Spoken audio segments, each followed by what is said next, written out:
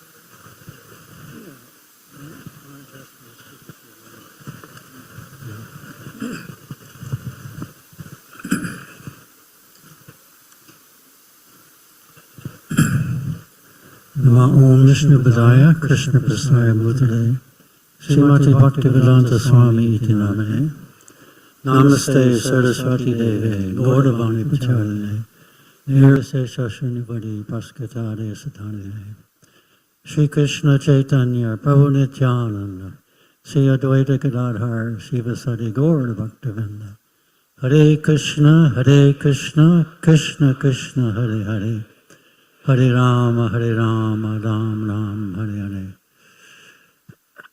Thank you very much, Shamananda Prabhu and His Holiness Radhanath Swami for greeting me so wonderfully. I really don't deserve this, such recognition.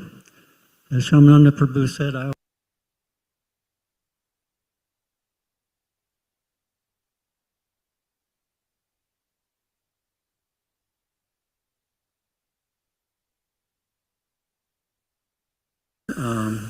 amazement I had for this yatra. For so many years I've observed it. I've observed how it's run, how it functions, and the incredible devotion of all of you. And it just really shows in every aspect of here in Puri. So many details have to be covered. It seems like things are just flowing so wonderfully well. Do you agree? So tonight we'll be showing a photo essay actually of our coming to Krishna consciousness. Some of you may have seen this. We've been showing it around for maybe a year now. And it's a pictorial essay. Many of the photos you'll see tonight are taken from little movie frames. Many of you haven't even seen film. I've asked, how many have not seen a roll of film? Actually, many. It's ancient technology. But in those films are little tiny movie frames, 24 frames a second. And each one of those frames can be used as a photo. We're embarked on a film restoration project, restoring all the 16 millimeter and 8 millimeter films of Srila Prabhupada to a much better quality. Back in 1998, we transferred them, but it was only standard definition at SD quality. But now there's 4K, there's 8K, there's 16K. So we need to do that again to preserve these films in the highest quality for so many generations in the future. So tonight you'll see quite a few of those little photos, but not restored, but still they're pretty good. This actually, many of our film frames have been shown and reproduced in books and publications. The Leelamrita has quite a few of them. So it's a great resource for future publications. So thank you again for coming to the Puri Yatra. Yatras are not always easy, but if we just push through the difficulties and see it as Krishna's arrangement. Actually, the final words of Srila Prabhupada in both our films, both our biography films on Prabhupada, he's lying on his bed and he says, everything is acting, moving by the supreme desire of Krishna. This consciousness is Krishna consciousness. So everything, the good, the bad, everything is Krishna's arrangement. And if we see it like that, there's no more lamentation. So we'll start the show shortly. Thank you very much. Hare Krishna.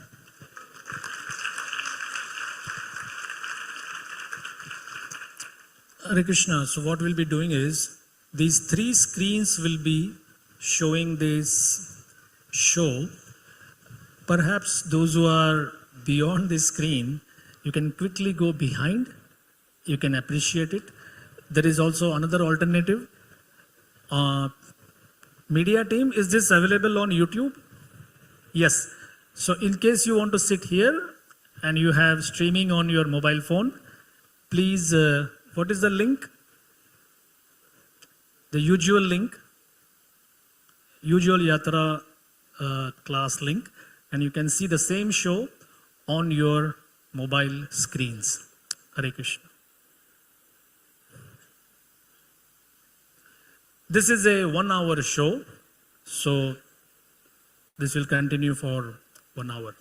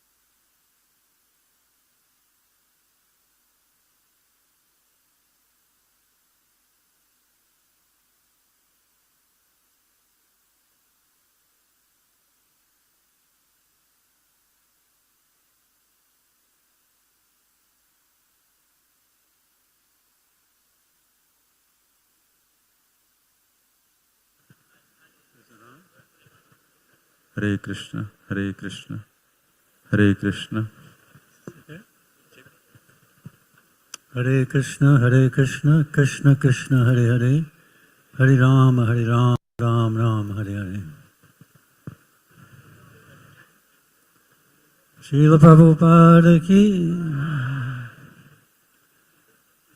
So our journey begins at the New York Temple in Henry Street in Brooklyn, New York. I was given an assignment to cover the Hare Krishna movie by Asia Magazine. And that was my first professional assignment and my last.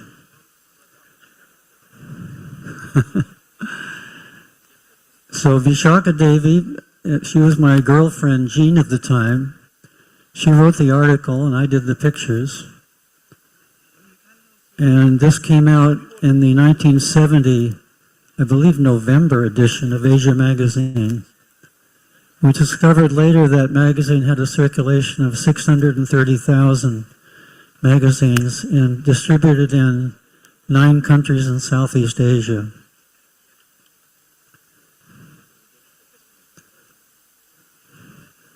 So I decided, I was very attracted, my first introduction to Krishna consciousness.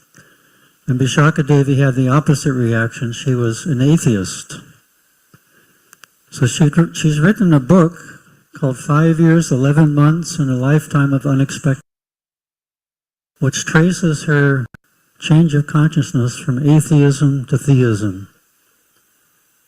And I recommend that book highly. She actually wrote it for the atheists of the world. So it came time for me to do my master's thesis in photography, and I decided to go to India to cover Prabhupada's World Sankirtan Party.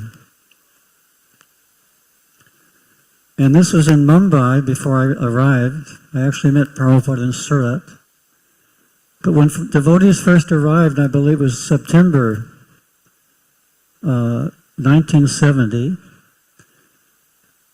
it created a sensation, an absolute sensation in India. People were amazed, they were skeptical, they didn't know what to make of it, they were proud, there were every kind of reaction. And when they actually found out that these are bona fide Vaishnavas, they were just so proud, they were thrilled. So actually Prabhupada immediately took India by storm. Again, these are little photos from little film frames.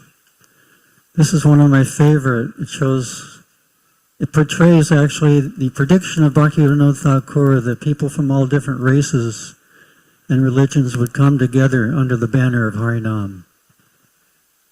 Harinam Sankirtan ki. And of course, Prabhupada was always there when he actually jumped down off the stage at this program and started dancing. Everyone went wild. So Prabhupada's Sankirtan party traveled all over India by train. And even if they stopped for 10 minutes at a stop on the way, they would jump off the train and have kirtan. And, that way, the whole of India very quickly, and, as if anything unusual happens in India, hundreds of people immediately gather. So, very, very quickly all over India, everyone knew about the devotees. And this is Surat. You've probably seen films of this amazing reception that we had in Surat. This is where I met Prabhupada. Here's an example of changing bodies.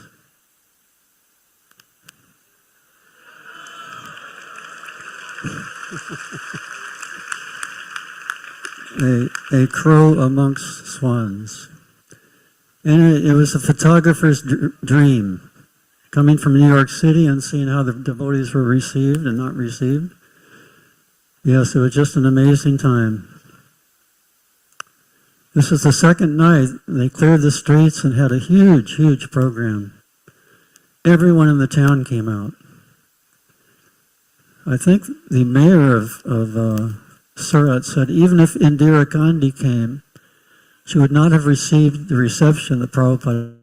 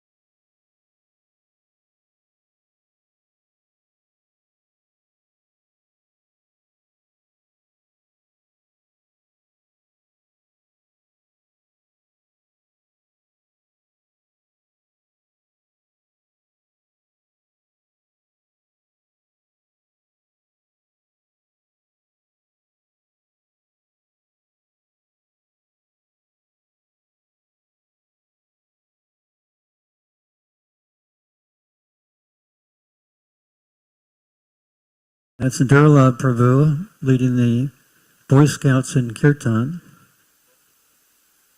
You see that little camera on his wrist? That's a Super 8 movie camera. So we were very thankful to Durlab Prabhu for providing many films at that time. Prabhupada was very animated during this lecture. I shot many, many pictures.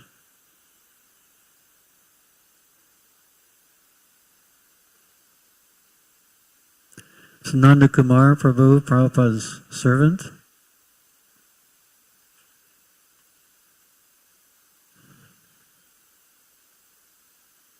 This is Mangal Arati in Srila Prabhupada's room. I showed only one picture. It was very, very dark. But it was probably the most intense, devotional filled Mangal Arati I've ever been to. It was a very small room, 25 devotees. That's Yamuna Devi leading. Prabhupada would often ask her to lead the kirtan. And Prabhupada was tireless. Every day, 3 or 4 engagements, preaching all the time.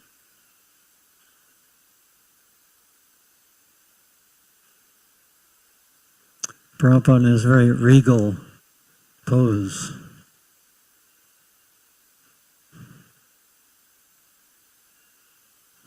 This is Devananda Prabhu in Prabhupada's lower left, and Koshalya Devi, another lady he asked to lead quite a bit.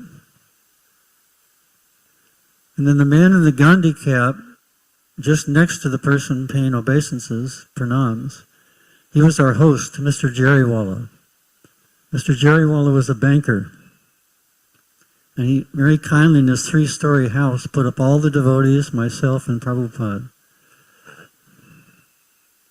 And when we were leaving, he paid obeisances to all of us and begged forgiveness for any offenses.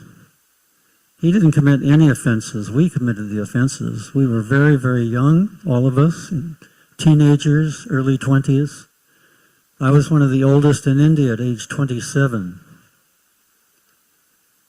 Anyway, he begged our forgiveness, and then he started to cry. And Prabhupada looked at us, he said, "This is a Vaishnava."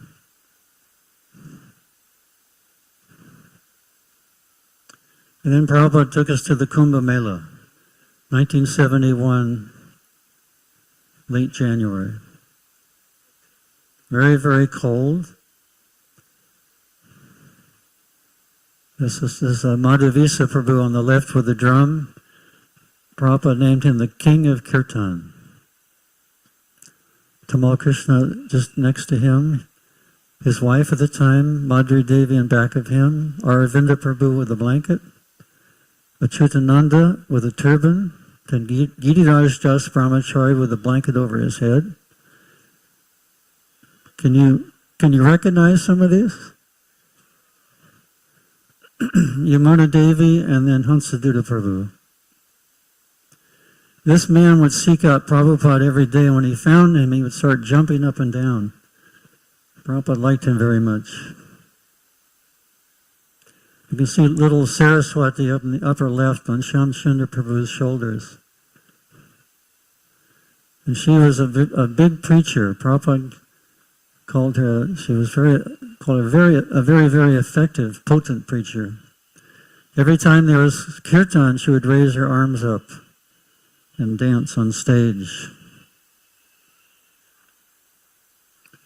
So Prabhupada could have lived anywhere in Allahabad, in a hotel at the Gaudiya Math where he served for many years.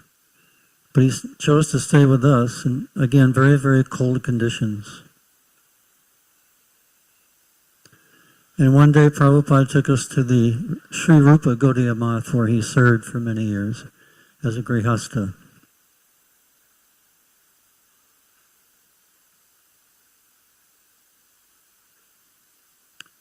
These are the deities in Sri Rupa Gaudiya Math. See Muna Devi again.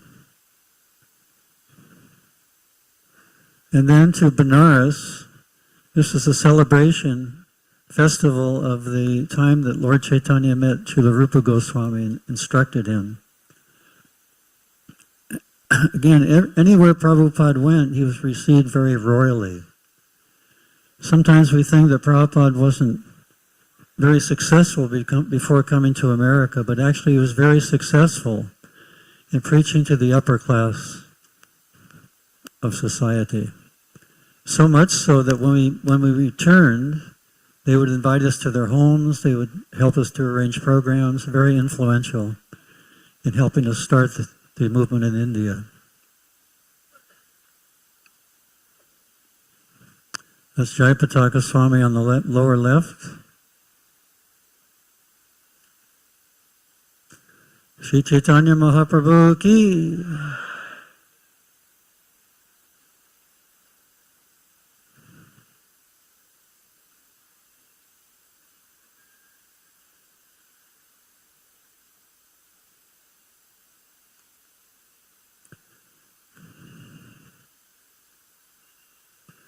And here we are in Cross Maidan. All over India, Prabhupada arranged for these huge Pandal programs. And this is one of the biggest. And this is where quite a few devotees met Srila Prabhupada. In fact, His Holiness Radhanath Swami was way in the back in the crowd. And Prabhupada picked him out and asked him to come on stage. And we know the history. Srila Radhanath Swami ki.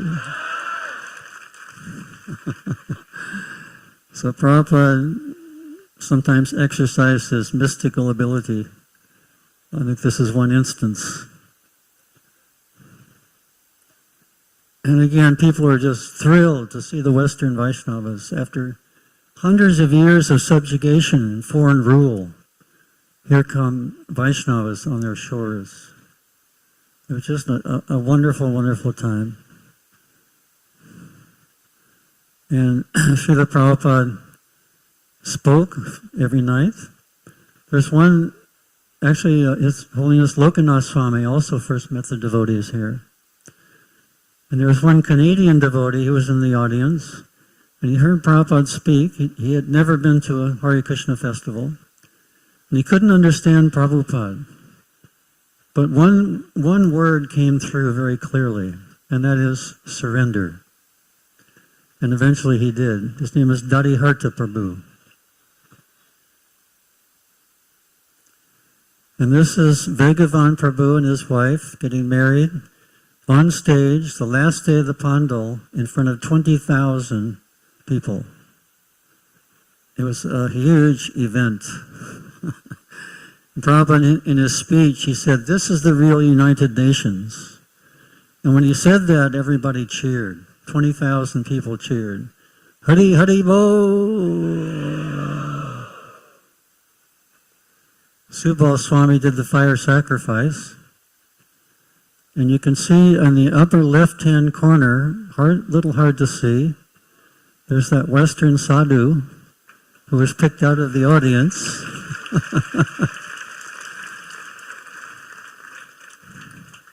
Everybody see? Yeah, proof. I don't think there's any other photos. So again, the value of these little tiny photo frames are very valuable. So Jean, my girlfriend, was back in New York, wondering what happened to me. But I invited her to come to India, and she brought her book, Photomicrography, Art and Techniques, and showed it to Prabhupada when we first met. And Prabhupada very carefully examined the book. He liked good quality books. That was his business. And he went through page by page. And so at that time, we wandered around Mumbai. I was finished with my assignment, photographing the devotees. And we wandered around Mumbai taking our art photographs.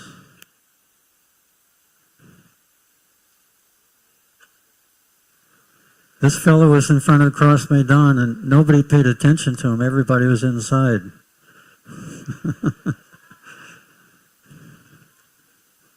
So we asked Prabhupada, we'd like to do a story on a quaint Indian village, untouched by Western technology, take photographs.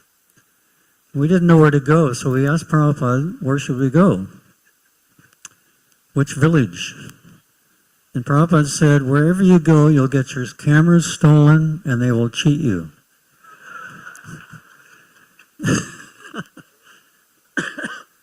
Not very encouraging. But then he said, best to go to Vrindavan. So before we went to Vrindavan, we went to Nepal and hiked up 10,000 feet. Again, it was a beautiful time of year, May.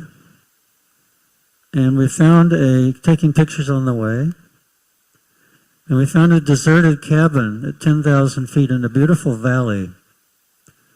So we spent 5 days there. And I brought one book, and that was Bhagavad Gita as it is. And Jean read that book.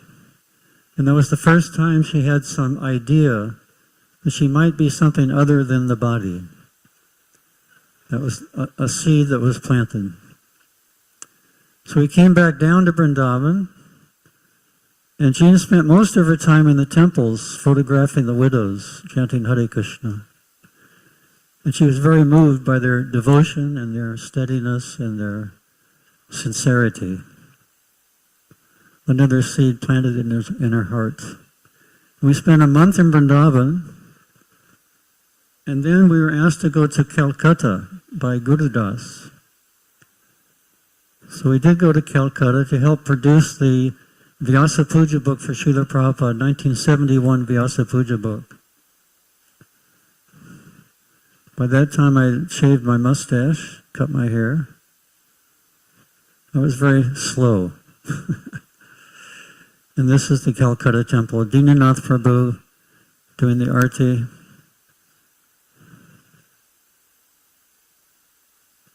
At that time I took Diksha.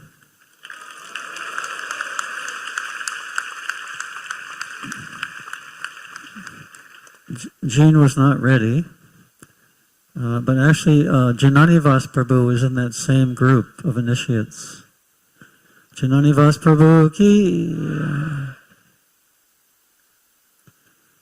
And then Prabhupada took us to Delhi. Actually, let's see here, hold on. Sorry. Prabhupada took us to Delhi, and he was greeted again by very well-known dignitaries. The mayor of Delhi is on the left. And these are the beautiful deities that were installed. Radha Gokulananda, who are now in the Bhaktivedanta manor. By the way, Jean is now, Vishaka Devi is now the president of the Bhaktivedanta manor. And just see Prabhupada's potency from atheist to president of a temple. And we have one picture of our wedding. This is it. And Vishaka Devi was initiated in this ceremony, wedding and ceremony, initiation. And we only have one picture because due to the quick thinking of Malati Devi. We're going through the ceremony, and no one had cameras in that time. So Malati came up to Vishaka and asked her for a camera. So she took this one picture. And Prabhupada was on the left on the asan. And then we started traveling with Prabhupada, taking pictures.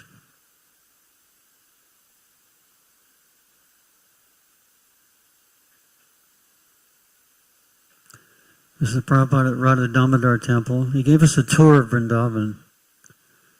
The first tour with a large group of devotees. The residents of Vrindavan were very thrilled to see Prabhupada come back, so successful in bringing back Vaishnavas. Very proud of him. Prabhupada in the Radha Damodar courtyard.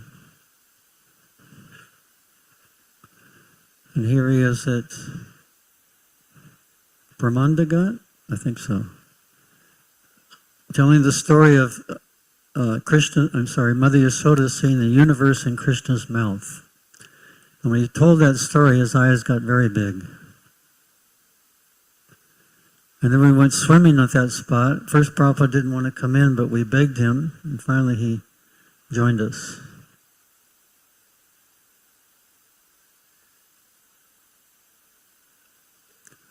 That's Prabhupada's godbrother, Dr. Obiel Kapoor. They were very, very friendly. That's Kshirodakshay Vishnu just in back. And then we took Prabhupada to Varshana, up and down the steep steps in a palanquin. And then Prabhupada took us to Jaipur. It was a very wonderful time. We were hosted by the Queen Gayatri Devi. She and Prabhupada had long talks with each other. She confided in Prabhupada quite a lot. And Prabhupada, again, was received very royally and drawn by bullock cart through the streets in a parade. And here we are in Juhu. We all know the struggle that Prabhupada went through in Juhu. This is the groundbreaking ceremony. And while we were in Juhu, actually Vishaka and I served there for 2.5 years in the early days.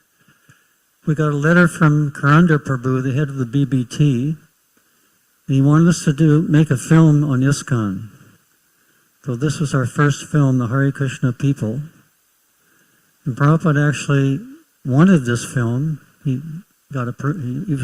film was approved by him, and he gave actually $16,000 from his book fund to fund the movie. So this is, again, Prabhupada knew the future. He knew that people would become mad after movies, even more mad than they were then.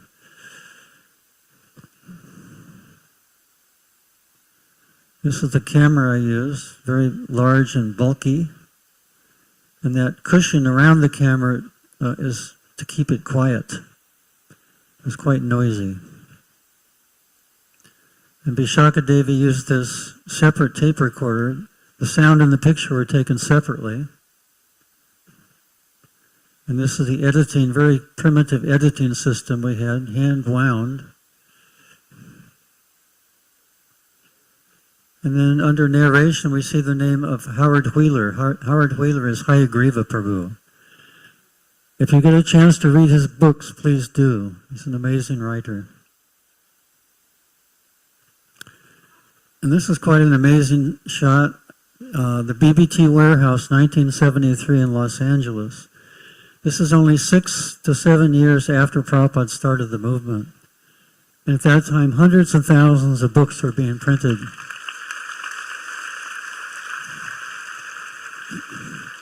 Hundreds of thousands of books being printed, stored, distributed all over the world.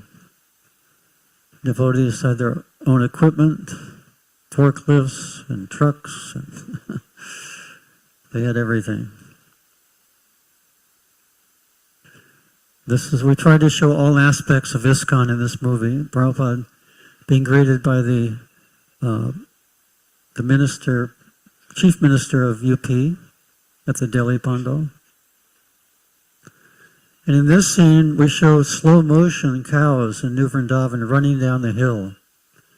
When Prabhupada saw this scene, he said, "The cows are floating. Can you fix it?" And we said, excuse me, I don't think Prabhupada had ever seen slow motion. So he explained that that's a special effect, Prabhupada. And then he said, "Then it is all right." This is the last scene at Bhaktivedanta Manor, Prabhupada dancing with all the devotees in ecstasy.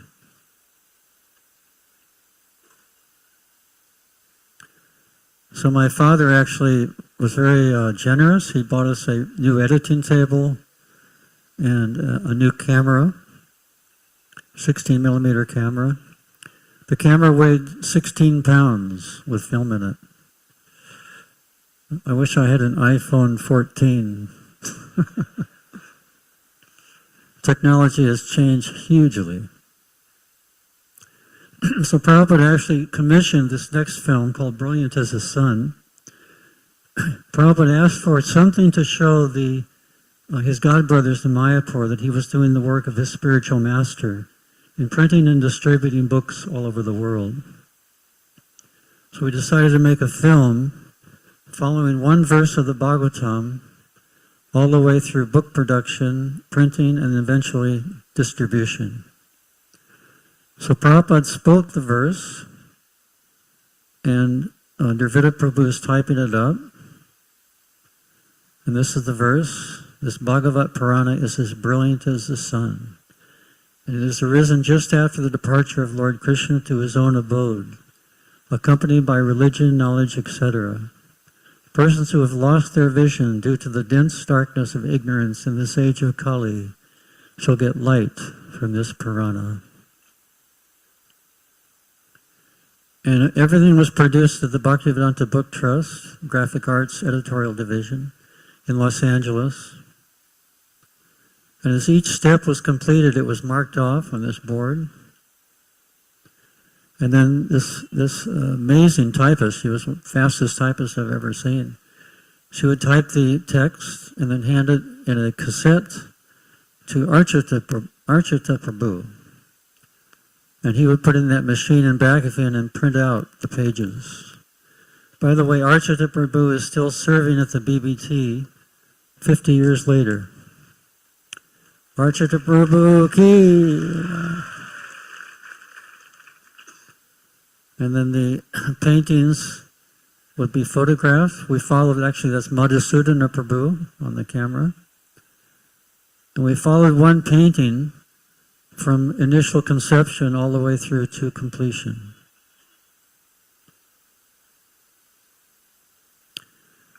And then that would be printed and then resized for the cover. Again, this is all very tedious work. It can be done very quickly on a computer, just like the videos can be done very quickly and easily. The devotees are very, very dedicated at the BBT, and this is final printing. That's Rameshwar Prabhu in the middle, Radha Ballabha Prabhu on the right, and Jagannath Sutta Prabhu on the left. And we have our own, again, warehouse and BBT truck. And all the books.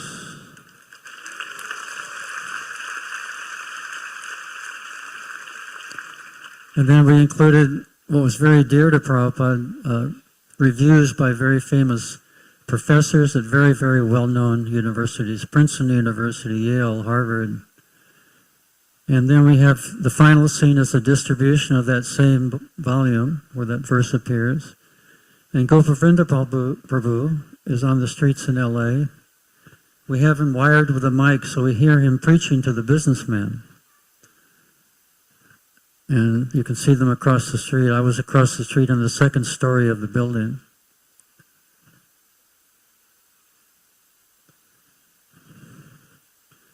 Srila Prabhupada Book Distribution Key. So we took that film to Prabhupada, and we also took a new invention called a Fairchild projector. Devotees who were around in the early days know that very well. Practically all the preachers had one. It looked like a businessman's briefcase, but you could open it up and very quickly show the movie. So we sat in Prabhupada's room. Even if one guest came in, he would ask eventually to show the movie. They were quite amazed not only by what Prabhupada was accomplishing, but also by the technology. And Prabhupada actually approved this next film on New Vrindavan called The Spiritual Frontier. The music was done by Mangalananda Prabhu. He's another wonderful devotee, artist, really a genius, composer, lyricist, and musician. And it was, again, a beautiful time of year, summertime in New Vrindavan. We planted our camera in front of the horses and they ran over it. Then we did a reverse shot the other way.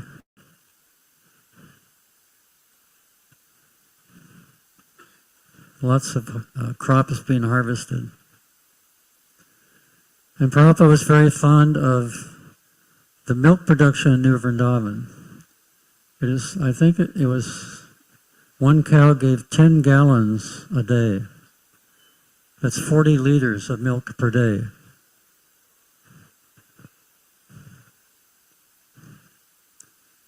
We had a piece of glass over the camera to protect it. And we showed the birth of a calf. And when Prabhupada saw these puris cooking, he leaned up out his Vyasasana and he said, "I want one."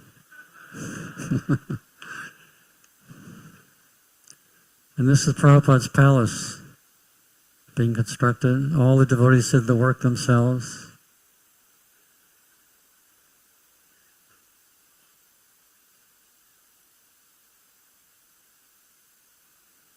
And this is Prabhupada's palace.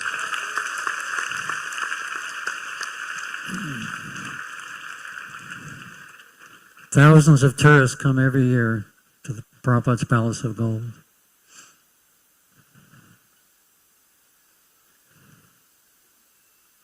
If you get a chance, please attend. Please have darshan. So Prabhupada was very proud of this project in New Vrindavan. And he praised Kirtanananda for his service in that way.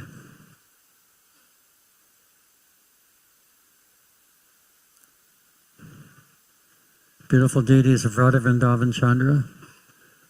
And we know that His Holiness Radhanath Swami spent many years in New Vrindavan as Pujari.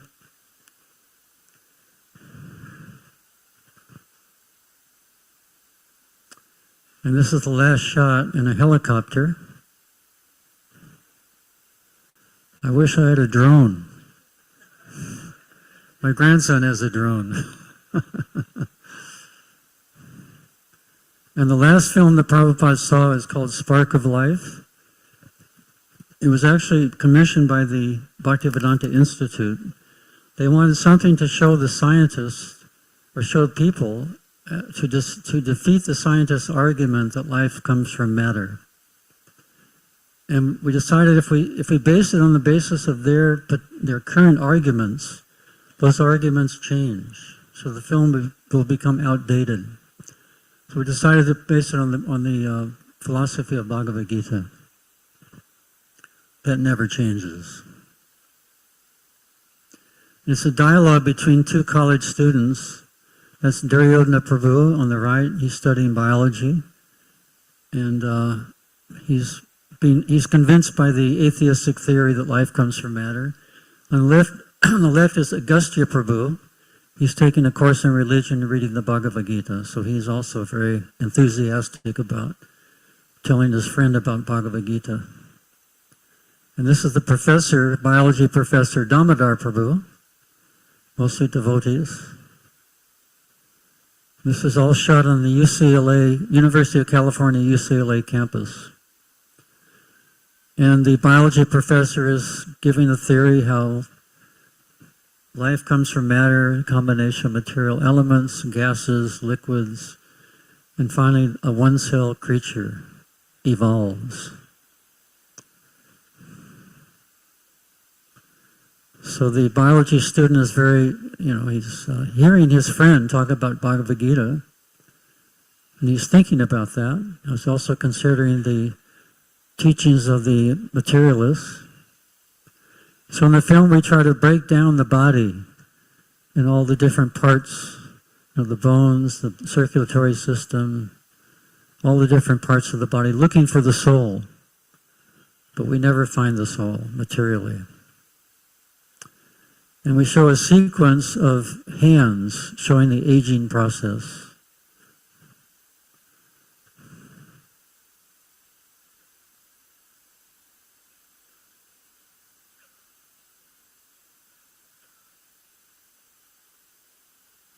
Up to the point of death. And then we have a scene in my apartment, actually, directed by a devotee nurse who used to work in an operating room. These are all devotee doctors, so-called doctors. And they're trying to bring the dead body back to life with so many things, the injections and pumping the heart and electric shock treatment, but nothing you do can bring the soul back once it leaves the body. And then there's a scene in the graveyard where the priest puts earth on the casket.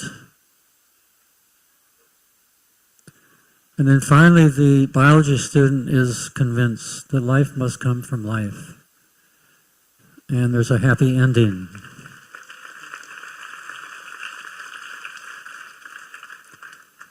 So this film was not so much appreciated by the Bhaktivedanta Institute at the time. They were thinking of some other type of movie, but eventually it was distributed all over India quite widely and quite successfully. Srila Prabhupada ki.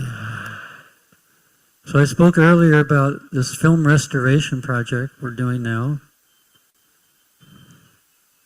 And this is very important because it's really bringing these films to life more. Better clarity, better color balance, everything will be improved.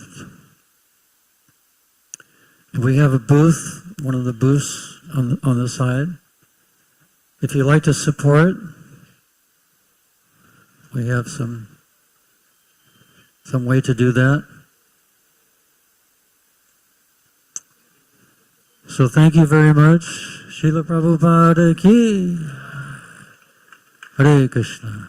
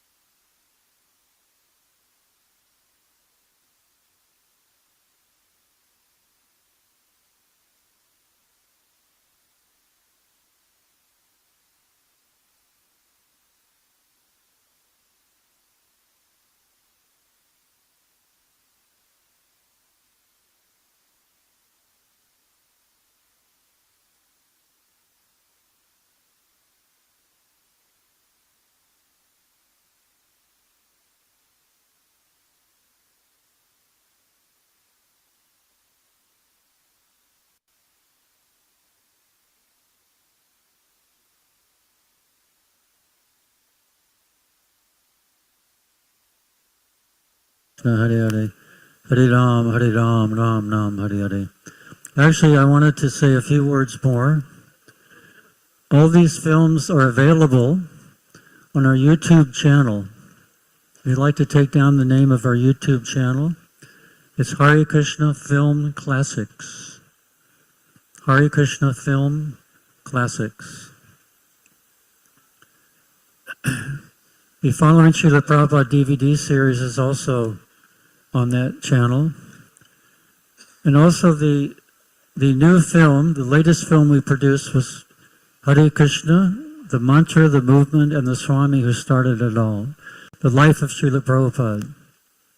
That's now available in all the major Indian languages. Please contact me if you're interested in showing that. I encourage you to, in the different regions where those languages are spoken, to bring it back to the movie theater and bring Prabhupada back to the movie theater.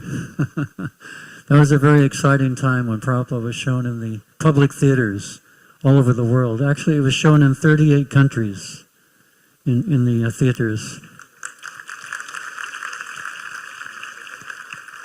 So we could bring the film back in the local languages, invite VIPs, and have a grand premiere. Just a suggestion. So please contact me if you want to have access to those languages. Thank you again. Srila Prabhupada ki.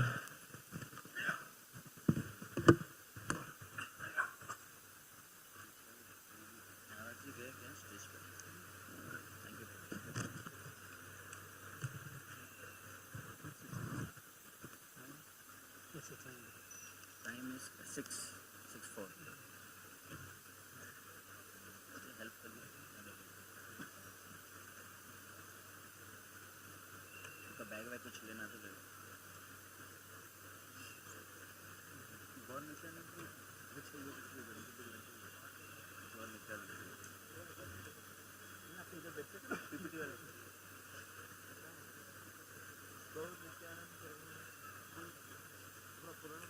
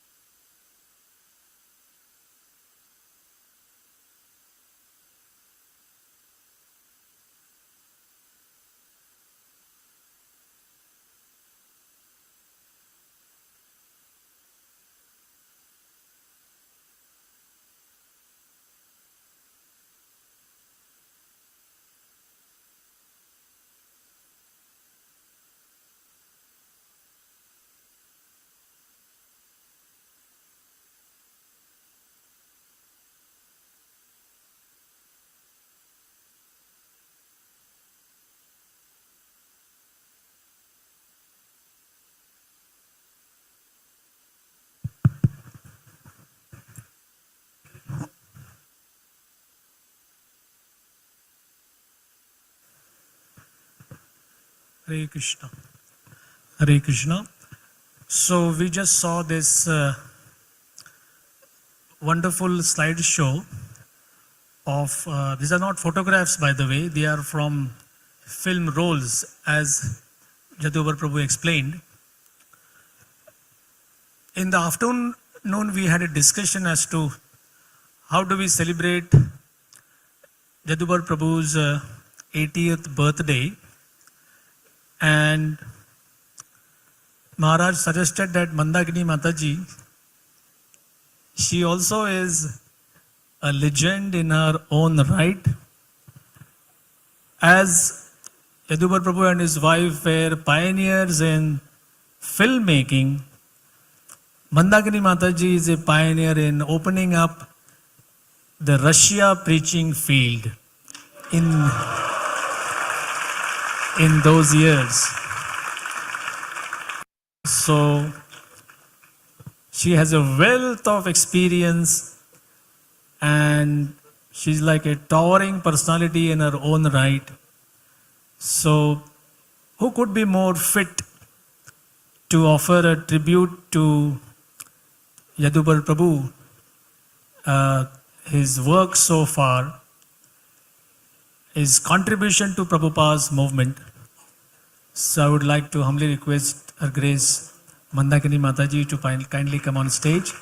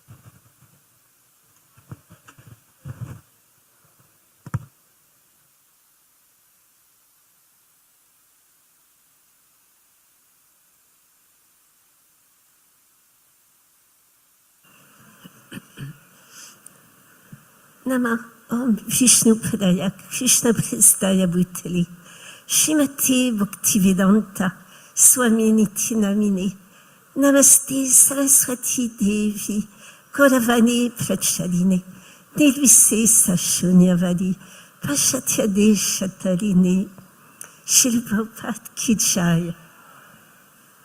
So, dear Yadubhar Prabhu, I feel very honored and very happy in the name of Radhanath Swami, the whole congregation, to congratulate you on your 80th birthday today.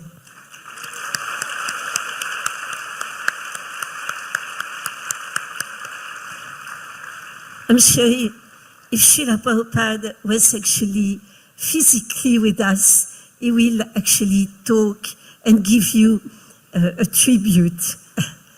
So, dear Yadubhar Prabhu, what we just saw on the screen was such a beautiful life of devotion.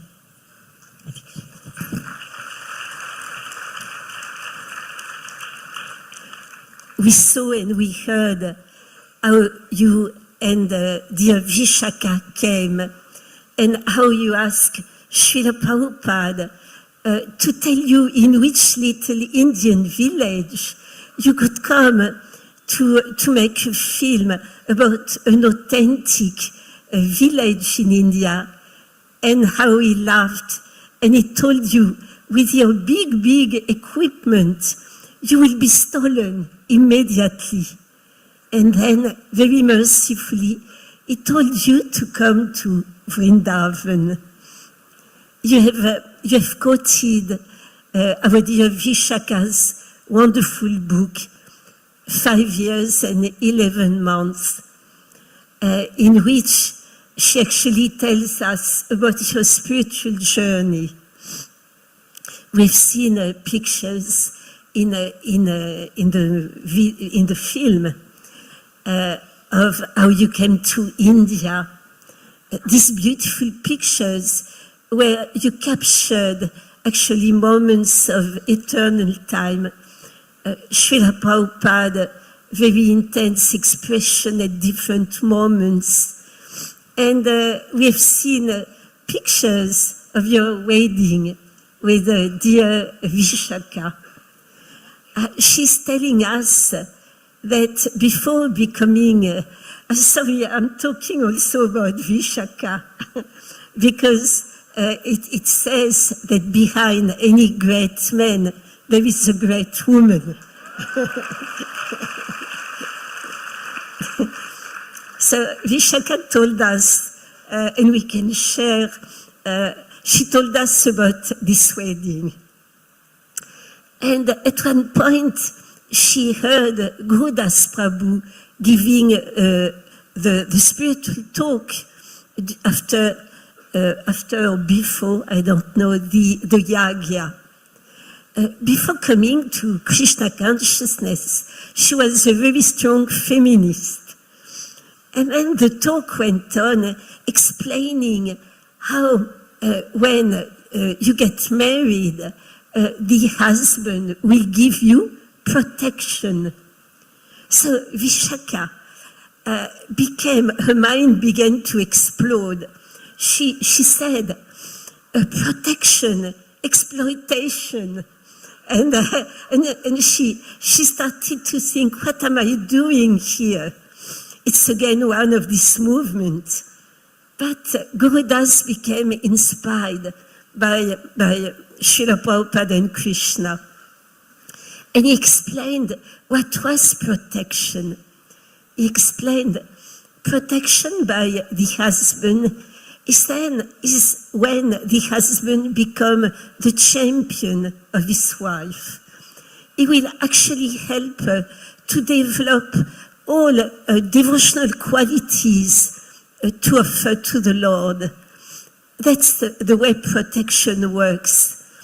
And then she will be able to bloom, to offer all her talents to Krishna.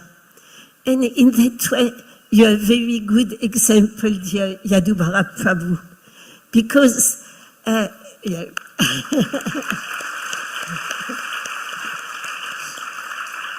because our dear Vishaka is one of the most wonderful Vaishnavi we have with us.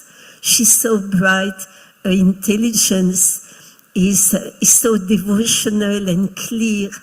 And both of you have contributed so much to the mission of Srila Prabhupada. You showed the first movie, the Hare Krishna people. I remember the year 74. Prabhupada came to London, to Bury Place, and he said something extraordinary. He said, actually, I invite all of you to come to Vrindavan. And that was a great shock for all of us, because you remember in Krishna book, Srila Prabhupada says, you cannot go to Vrindavan by purchasing a ticket. But here, the spiritual master was inviting us. So all of us, we tried to come, and some of us came. But unfortunately, the opening was postponed to the next year. So Srila Prabhupada didn't know what to do with all of us. He wanted us to be engaged. And he took a team. There was Didanath Prabhu that we saw in the movie. He was our kirtan leader. There was a wonderful devotee who passed away now, Sridhar Swami, who was giving the lecture.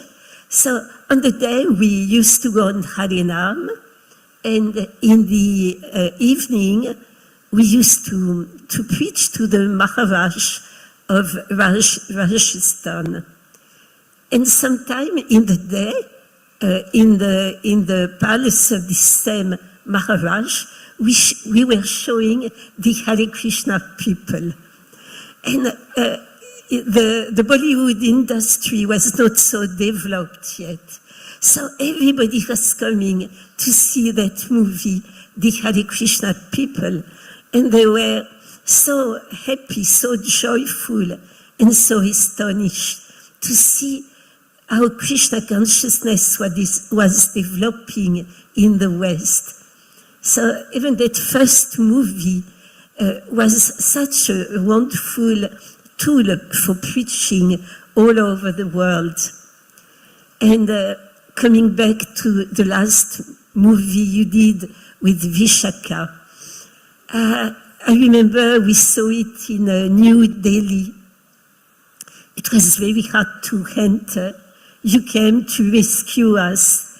The hall was completely full. It was a lot of government official dignitaries, and a lot of people. Some of us had met Srila Prabhupada, but most of the people didn't. And by seeing that movie, many people said, it's actually the second coming of Srila Prabhupada.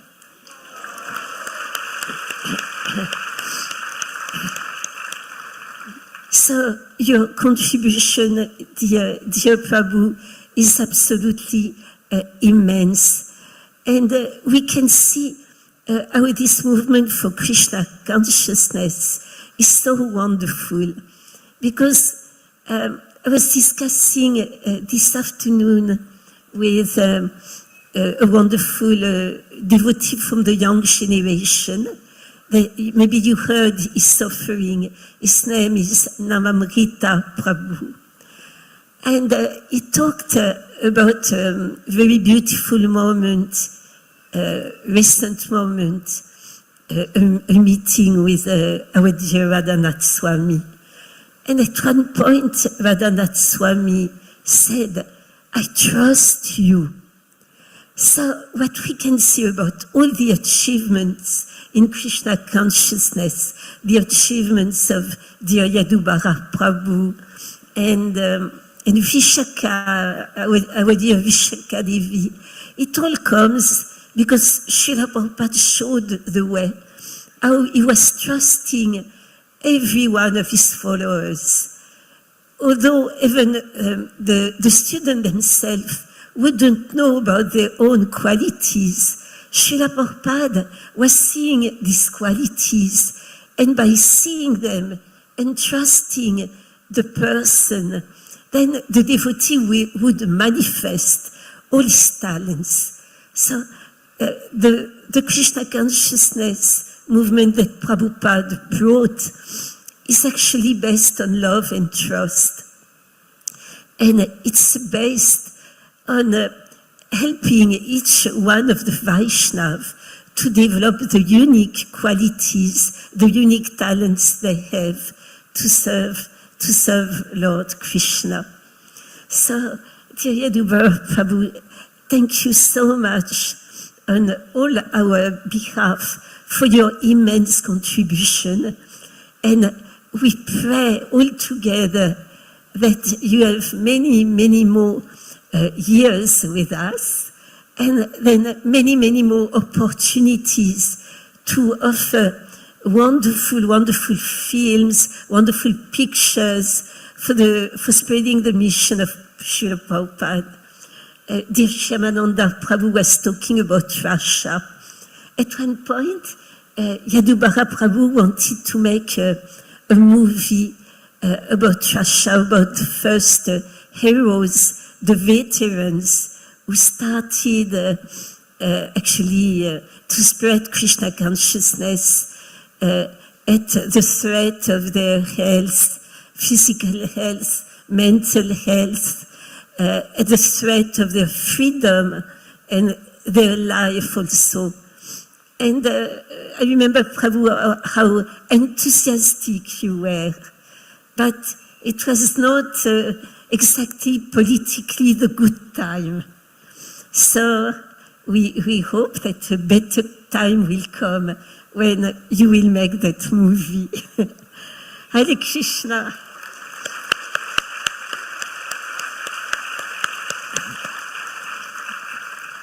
Thank you very much. Thank you, Haribol.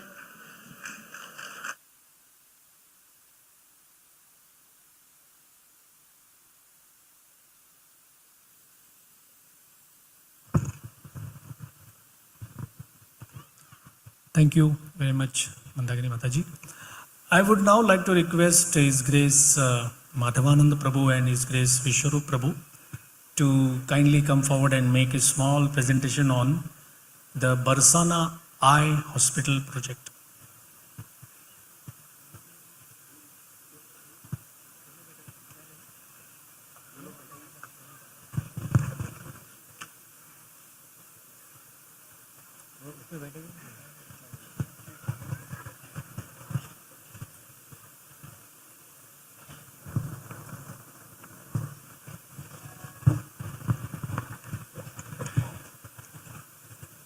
Hare Krishna, Hare Krishna.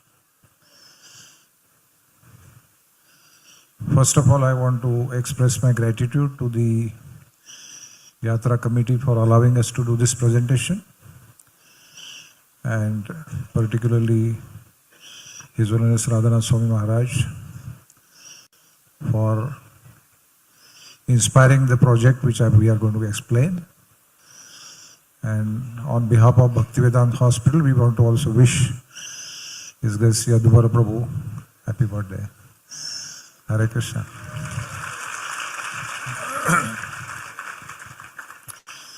So on the first day, Maharaj explained about this Dham as a Shri Kshetra. So and then he connected to Sriji Mandir, Srimati Radharani's own abode in Barsana. And all of you, how many of you read Journey Home? Practically everyone, yes. So when the young sadhu, 19-year-old boy, he is coming to India, he has promised something to the Indian army immigration person who was a Sardar, that I will do something for your country. I promise you this. Please allow me in. And then, not only he has done so many things, whether it is the Radha Gopinath temple at Chowpatty, Bhaktivedanta Hospital, Gopal's Garden, Govardhaniko village, this kind of amazing yatras. And he has given his life itself to all of us, to India. So we are very grateful to him. Part of his promise is manifested in Barsana, in Vrindavan. So in the late 1980s and 90s, Maharaj took a small group of people on yatra. Some of us who were just graduated doctors were part of it. And then his desire to do something for the Brajvasi, the Braj, came up. And he gave us the idea of doing eye care services for the Brajvasis. And that's how in 1992 we began with Barsana eye camps, and many of you might have attended, many of you volunteered, many doctors have volunteered, and it is still going on. And later on it became a daily affair. Previously it was once in a year, now it is daily. And there are many people who have inspired this on the instructions and inspiration of His Holiness Radhanath Swami Maharaj. I want to call all of them here, and then I'll continue further. So I would request His Grace Vishwarup Prabhu to come here, His Grace Sachipran Prabhu to come here, His Grace Gaurang Sundar Prabhu to come here, His Grace Shyam Mohan Prabhu to come here, His Grace Sri Gaurang Prabhu to come here, and Abhishek Agrawal Prabhu, who is creating awareness for volunteering to participate in this beautiful project of Barsana Eye Hospital. Now we already have a hospital in Vrindavan. a hospice and a hospital in Vrindavan. And Barsana Eye Hospital is another branch of our Braj activities. But it is not just that. The same trust is also doing many other activities. And one of the beautiful activities which all of you like to know is the restoration of the clean water in kundas. So His Grace Gaurang Prabhu is doing that. He has his own team and under the same trust. So it's not just hospital care, but also the preservation of our original kundas. Plus, we are also trying to help people, the locals, to develop some skills. So skill development is part of our program.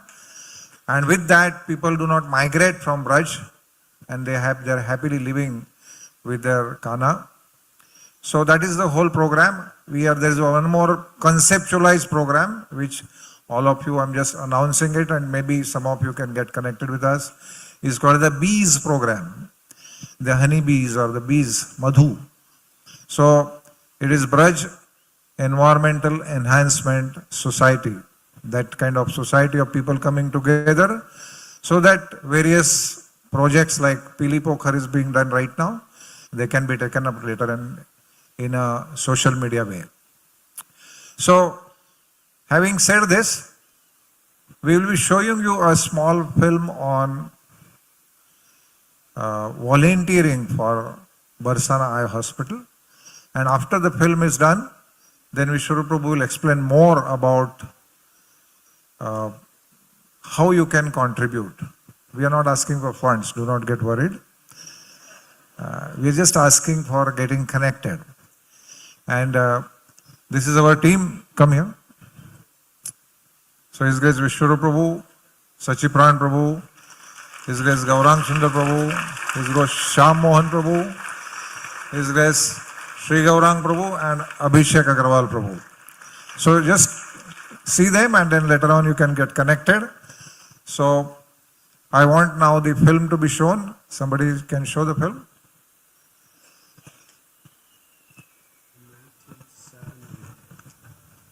I hitchhiked from London through Europe and through the Middle East, and finally, after 6 months, I reached India, which was my goal. When I finally arrived at the border, I was covered with dust. I was very, very sickly, but I felt such great anticipation. I finally arrived. Then the immigration agent asked how much money I had. I had 26 cents. She rejected me. She said, we have enough beggars in India. We do not want another one. Then the guard changed, and I pleaded with him and cried. I promised him, please give me a chance. I promise you, someday I will try to do something good for your people.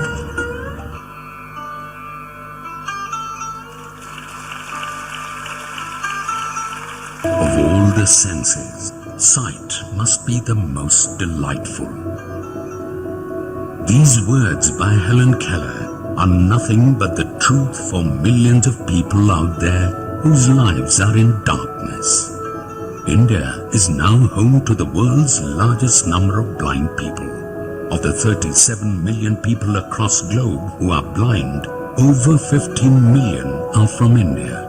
What's worse, 75% of these are cases of avoidable blindness. For these people, life is nothing but a life of dependence, a life devoid of dignity. A gentle helping hand can lead them from darkness to light.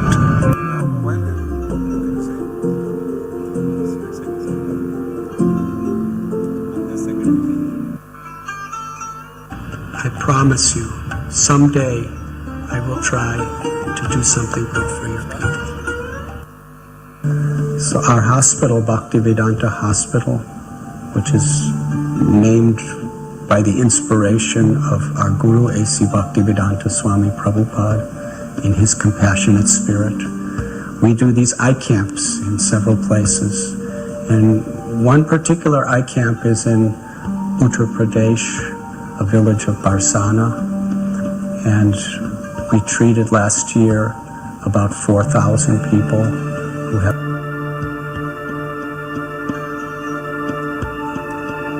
The interesting thing about this is when they take the bandage off their eye after their surgery and they see.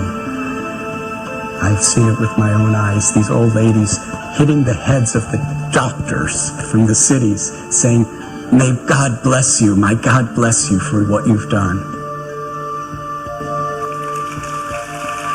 I see these doctors crying, and they come back every year, and they tell me they won't miss it for anything, because there's no greater joy in their life than the joy of giving without selfish expectations, and the joy of being blessed by somebody that they've helped.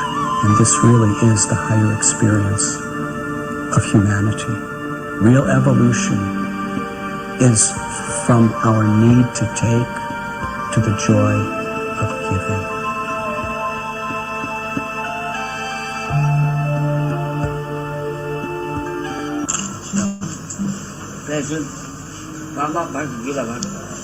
कुलवाड़ा कौन से काम से पूछ रहे महाराज जी? हाँ, कुलवाड़ा near कामा, कामे one. चल कैसे आए वहाँ से आप? कैसे आए वहाँ से? कैसे आए? चल के आए, गाड़ी से आए?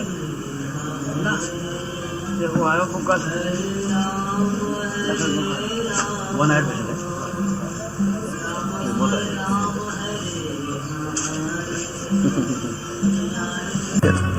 ठीक बनी आपकी आँख? रोटी वोटी खूब खाई? और कभी नहीं किस चीज की? कोई बात नहीं।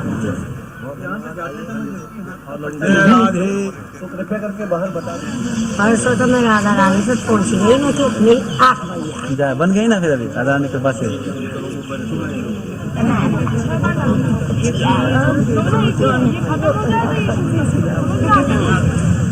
6 साल भी नहीं दिखे वो साहब, और अब वो दिख रहा है। अब बड़ी खुशी है, और गांव में जाके अपने में यूँ ही कहूँगा कि भाई 6 साल से ना दिख रहा, वो दिखने लगे खूब। भैया तेरे बच्चा बने रही है कि रात हाथ है देंगे भैया, और काकर बेटी तो बड़ी खुशामद करी बड़ी बूढ़ी इनकी, प्यार भला करी भैया। हमारे बच्चे भी हमारी घर पे कभी सेवा नहीं कर सकते जो हमें सेवा यहाँ प्राप्त हुई है, और हमारी आँख भी बड़ी सुंदर देखने में लगती हैं, दिखने लग गया है। और मेरा नाम कांता प्रसाद है, राधा कुंड दास ब्राह्मण हूँ। कैंप चला था, जब से इन्होंने सैकड़ों गरीबों का कल्याण किया, हर व्यक्ति इसे संतुष्ट है। अब ये जो हम लोगों ने प्रार्थना पर अस्पताल खोल रहे हैं, इससे अवश्य जनता को लाभ होगा और यहाँ का कल्याण होगा। Situated in the middle of Chiksoli village in Barsana township in Mathura district of UP, this unique hospital complex will bring the highest possible eye care service at the doorstep of the village. Let's come together to lend a hand. Let's come together to restore visions. Let's come together to spread joy. Let's come together.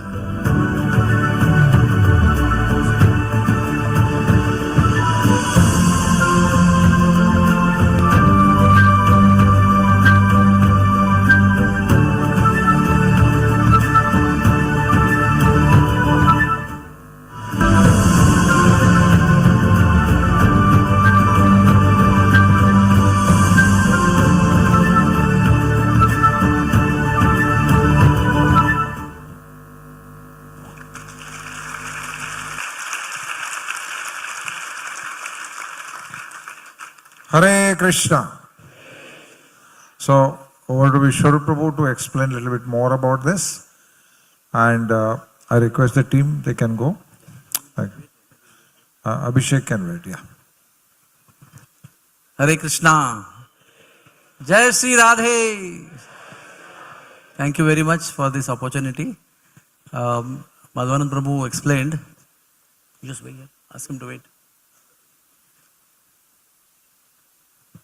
The journey began with His Holiness Radhanath Swami Maharaj staying for 6 months in Man Mandir with a great holy saint over there. And 6 months stay actually gave him deep realizations about what he was searching for. I remember the Brajvasis who are there now, they were in their early 20s and Maharaj was about 20 also. So they said when he came here, his eyes would tell that he is searching something.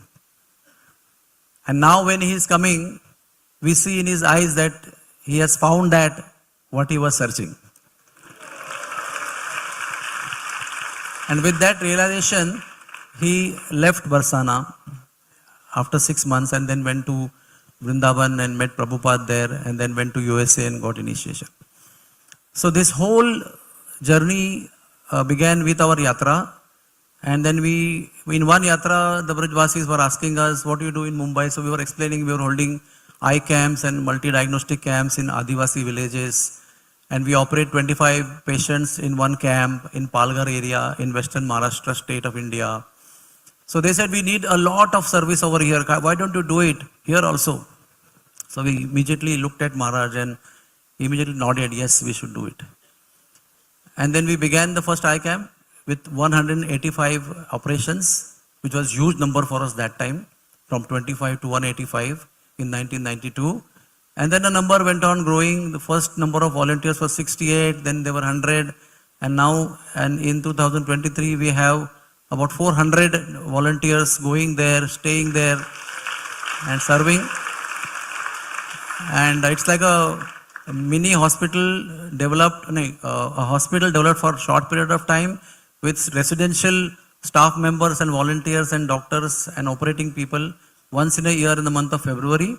And now we operate about 1100 operations in a span of 2 to 3 weeks in Barsana in February. In 2007, after doing these annual camps, we came to conclusion that the numbers are not complete because people are still requiring more service. So we started a monthly camp along with the annual camp. And each month in 1 week we will operate 100 patients. So that would go on for 10 months. And that also was not sufficient. So in 2011, on Dussehra Day, we started our daily services, discontinuing our monthly camp and continuing our annual camps.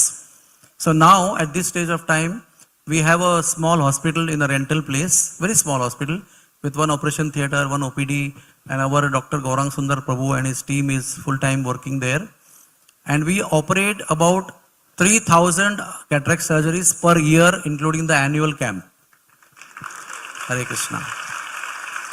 So now that area, that particular place is buzzing with people and there is no place to sit down.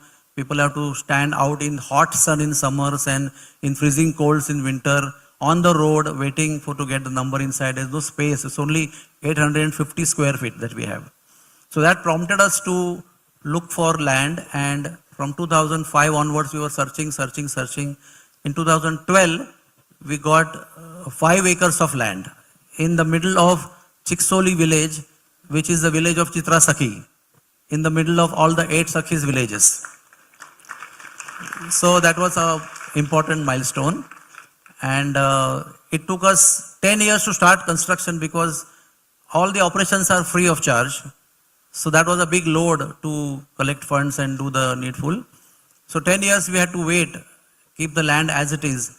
But in 2000, just after the COVID time, on the 13th of December 2021, we did the groundbreaking ceremony and we started construction. So construction is going on. The new hospital that we are planning is a basement, ground floor and first floor. And finally the plan will have 4 outpatient departments to do examination in a very professional way, with computerized equipment, and we'll be having 4 fully equipped state-of-the-art operation theaters. But in the first stage, we will be having 2 outpatient departments and 2 fully equipped operation theaters. And then there will be 100-bedded arrangement for 50 pre-operative, 50 post-operative, and we'll be operating, now we're operating 3,000. So we hope to operate with the same staff, with a doubled infrastructure. We will be operating 6,000 patients per year from the end of the first year after beginning of the hospital. In the end of the 5 years, we will be able to operate 17,500 cataract operations, cataract patients per year, which means the Brijbasis who are unaffording, who are poor, who need a lot of help, who have no medical facilities, they will come there and get operated free of charge for their cataract. Cataract is a very disabling disorder. In old age, one has to depend upon their grandchildren to go to washrooms, to eat food, to dress themselves, to take bath.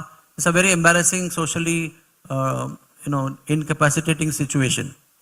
But with the operation, the very next day, one can eat oneself, go to the washroom oneself, walk, eat, whatever one wants. Go to Sriji Mandir, take darshan, read their part every single day. So, it is a project of expressing our gratitude. From 1992, it has been a project of expressing our gratitude on behalf of His Holiness Radhanath Swami Maharaj. Because when he left Barsana, he had told me personally that he wants to do something big for Barsana itself also, along with all over India. So the Barsana day-to-day services, annual surgical camps, dental camps, and now the hospital which is going to come up, augmenting our services, is all the journey of expressing our gratitude for what Barsana has given our Guru Maharaj and what we have received for all these years, the blessings that we have received from thousands and thousands of Brijbasis, that we want to bring upon to all the devotees from all over the world, because in Barsana Eye Camp in February, so many devotees who have come from abroad, USA, UK, and many other countries, Gulf countries, to participate as a part of their annual sadhana.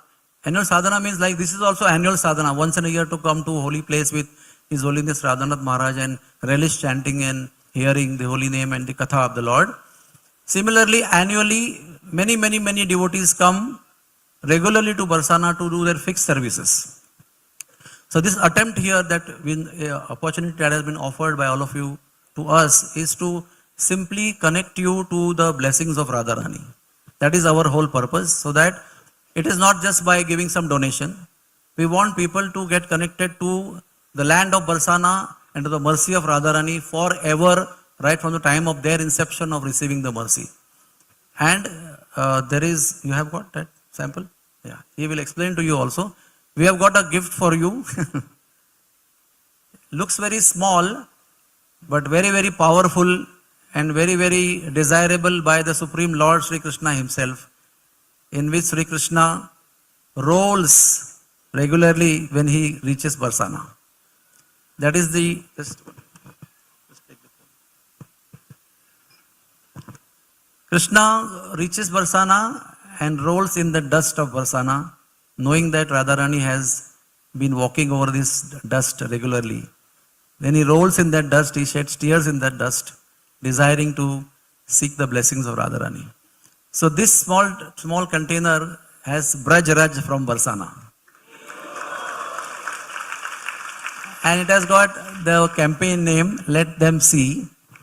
And it has got QR code.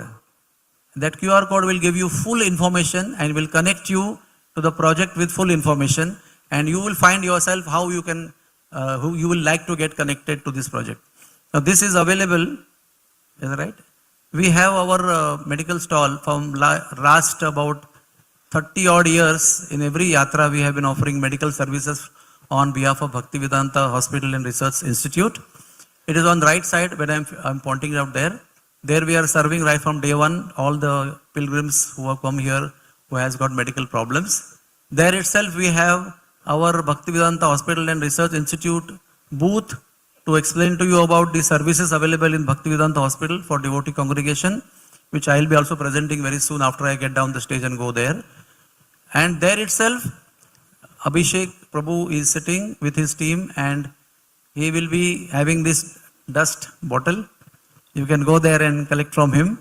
We have limited units, but still whatever we have, we like to distribute, and those who don't get, they can share among themselves. Hare Krishna. Like to speak a few words? Hare Krishna. Thank you very much. So I can say that I just joined this Barsana camp this year, and I had the opportunity to serve for 5 days. And thereafter, I got into this project and I could not get out of it. So I got so much of mercy and so much of blessings. So I came here to share with you all. So please become our team member. And you see the video is also made by the team members, it's the volunteers. So we are not looking for funding, but we are looking for your cooperation. So we want everybody from your kid in the family to the eldest member in the family, in your family, to become a volunteer. Become the volunteer of Ladli's Sevak. Thank you. Hare Krishna.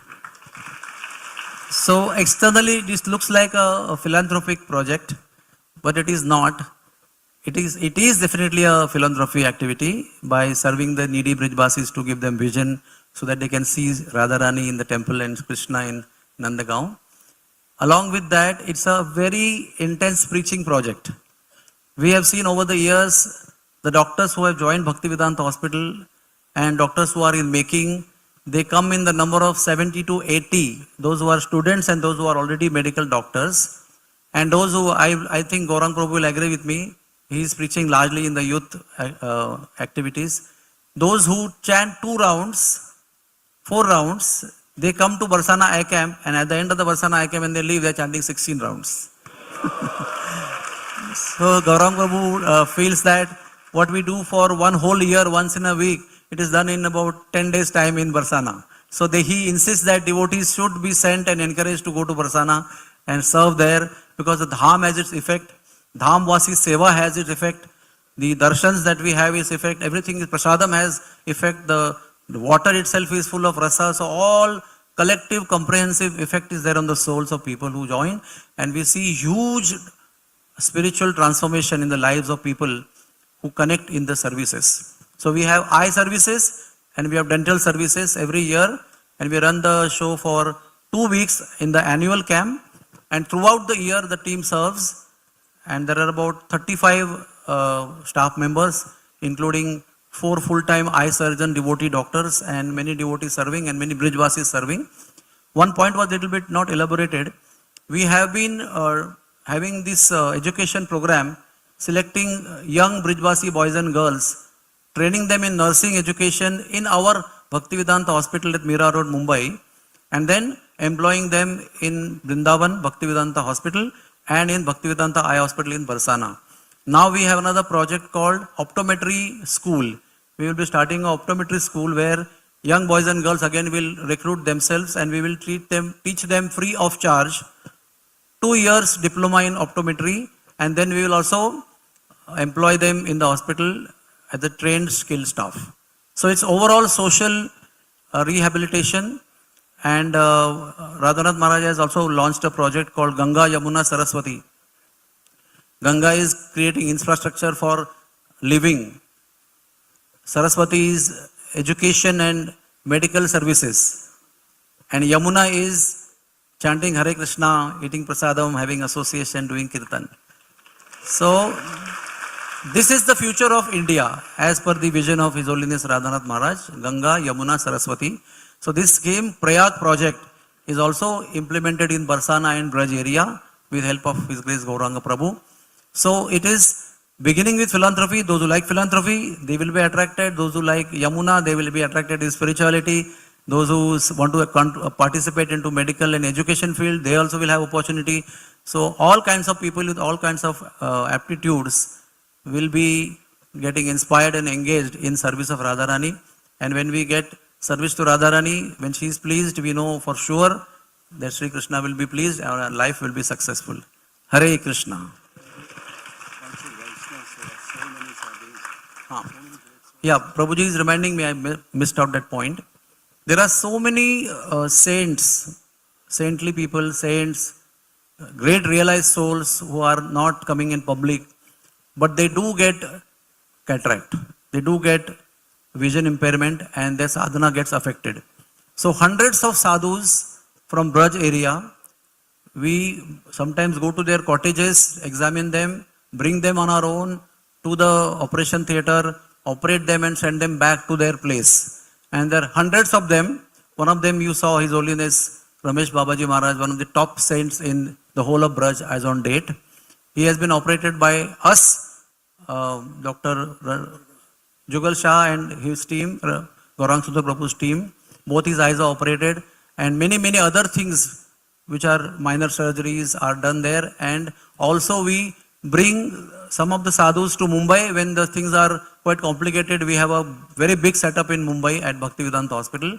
So we also at our own expense bring them to Mumbai, let them stay and look after their arrangements and get the medical problems solved, not only in the eye department, but in every other department of medicine. Whatever difficulties are there, we do solve them free of charge at Bhaktivedanta Hospital. So by large, as Bhaktivedanta Hospital has got 3 V's as purpose. One is Vaishnav Seva, Vaishnav Dharma Prachar and Varnashram. That means engaging devotees in their work and aptitude to earn a livelihood as Varnashram. Vaishnav Seva, when devotees come, we want to serve them to restore their health. And at the same time, by creating a wonderful Krishna conscious model, we will do Vaishnav Dharma Prachar.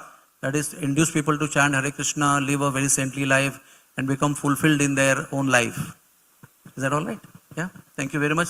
So now I will be presenting few minutes because the slideshow is there, PPT is there and I have to go there. So the next few minutes presentation I will do from there.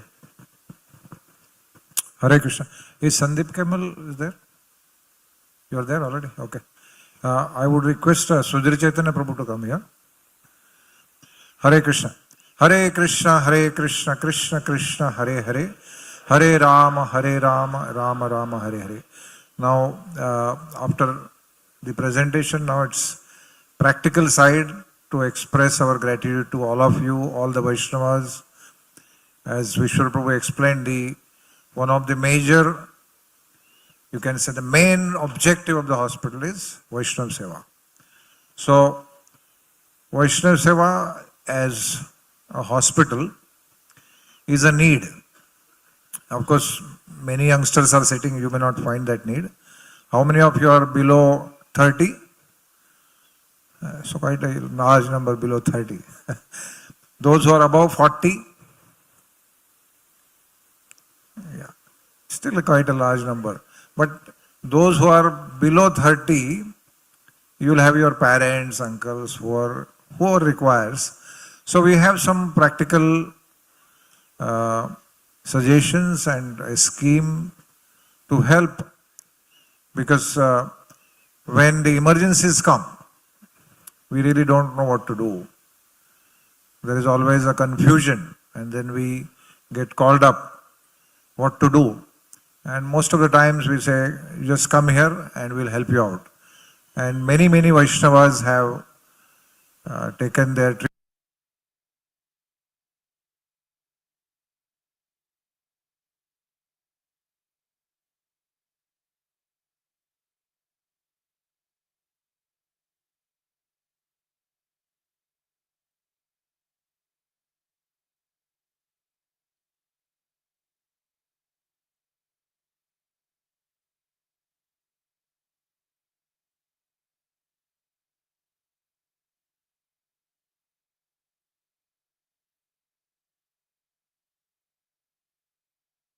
Treatment at Bhaktivedanta Hospital, we have been very fortunate to treat many of Srila Prabhupada's disciples, grand disciples, and devotees and their parents and many others. So our Sudhir Chaitanya Prabhu, Swapnil Gaonkar, he has been heading this initiative of connecting hospital services to the devotee community. I just want you to see him so that you know whom to connect. This is Sudhir Chaitanya Prabhu. So, a small PowerPoint presentation is there, which Vishwar Prabhu will manage. Sandeep Kaimal and Vishwar Prabhu are sitting there. Are you ready, Prabhuji? Vishal Prabhu, you are ready?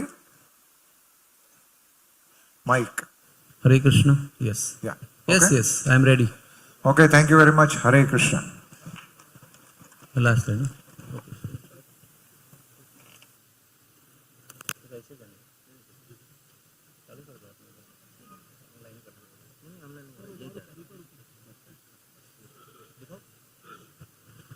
Okay. Shall we start? Hare Krishna. So, are you able to see the slide? Am I? Yes, okay. So, all of you know Bhaktivedanta Hospital. We are here in Puri Yatra to take care of your health. These are some pictures of this Yatra. Amazing situations come up in the Yatra. Some of them have got electric shocks. Some of them have got fractures. Many of them got fever, loose motions, diarrhea. And I cannot explain to you what all things happen during the Yatra. When everybody is enjoying the Yatra, darshans and katha, many devotees really become precarious in their physical situation, in their medical situation. So every year we put up this stall. This is Bhaktivedanta Hospital and Research Institute. We inaugurated the hospital in 1998 and we have just last year completed 25 years. This year we are completing 26th year. And at the end of 25 years we have come up with another building of 8 stories with many highly advanced services for the service of common people and devotees. This is our Bhaktivedanta Hospital. Maybe there is an arrow. Can you see the arrow moving? This is our original building, which is little smaller in size. And behind you will see the big tower with the dome on that. That is a new building. The old building has got 80,000 square feet, ground floor plus 6 floors.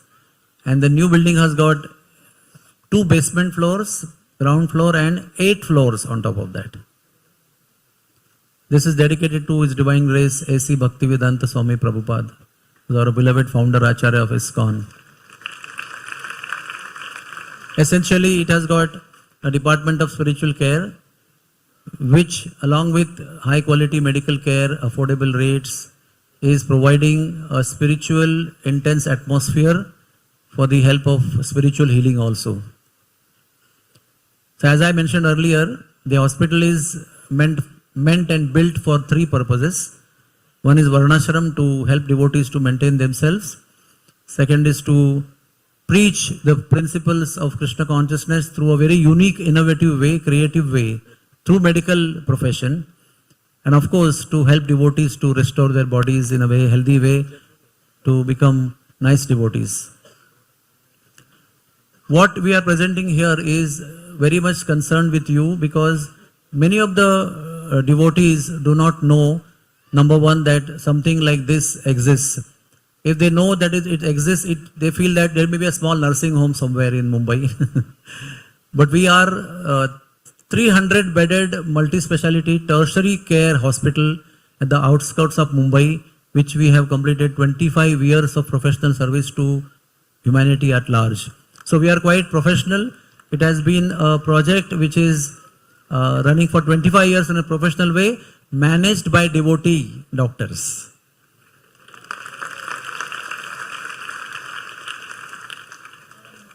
So this devotee care, healthcare services were launched in long back, and in ISKCON Leadership Sangha, which is a program going on before the GBC meetings in Mayapur, we have been presenting this project, and because of this awareness created, 600 plus devotees in the span of 6 months have come over to Bhaktivedanta Hospital and availed highly professional services in a very nicely spiritual ambient atmosphere.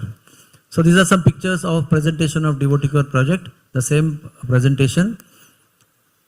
The purpose is to create awareness amongst the devotees, temple residents and the congregation devotees all over the world on taking care of their health through knowledge sharing seminars. That is, one is education.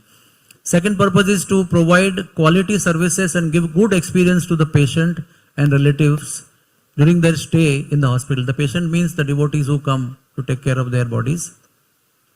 And third purpose is to provide necessary support through teleconsultation if needed. If devotees are abroad and far from India, for maybe other city of India, unable to come or mobilize the patient, we have a facility of telecommunication. Thanks to COVID has inspired video consultations very, very largely, and that has been quite strongly available in the hospital. So if you are taking some treatment somewhere else in India and you want to cross-check with devotee doctors whom you have faith in, you can have video consultation, share your papers and on WhatsApp, and have a video consultation to discuss whether the line of treatment is okay or you need to change, or you can come over.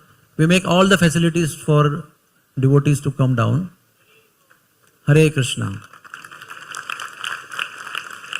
We have also online special health talks, because Bhaktivedanta Hospital is a multi-speciality hospital, also holistic hospital, which means we have allopathy, variety of branches, we have Ayurveda, we have homeopathy, we have naturopathy, we have all kinds of pathies which are working together in the department of integrated medicine, headed by His Grace Dwarkadish Prabhu, Dr. Dhaval Dalal.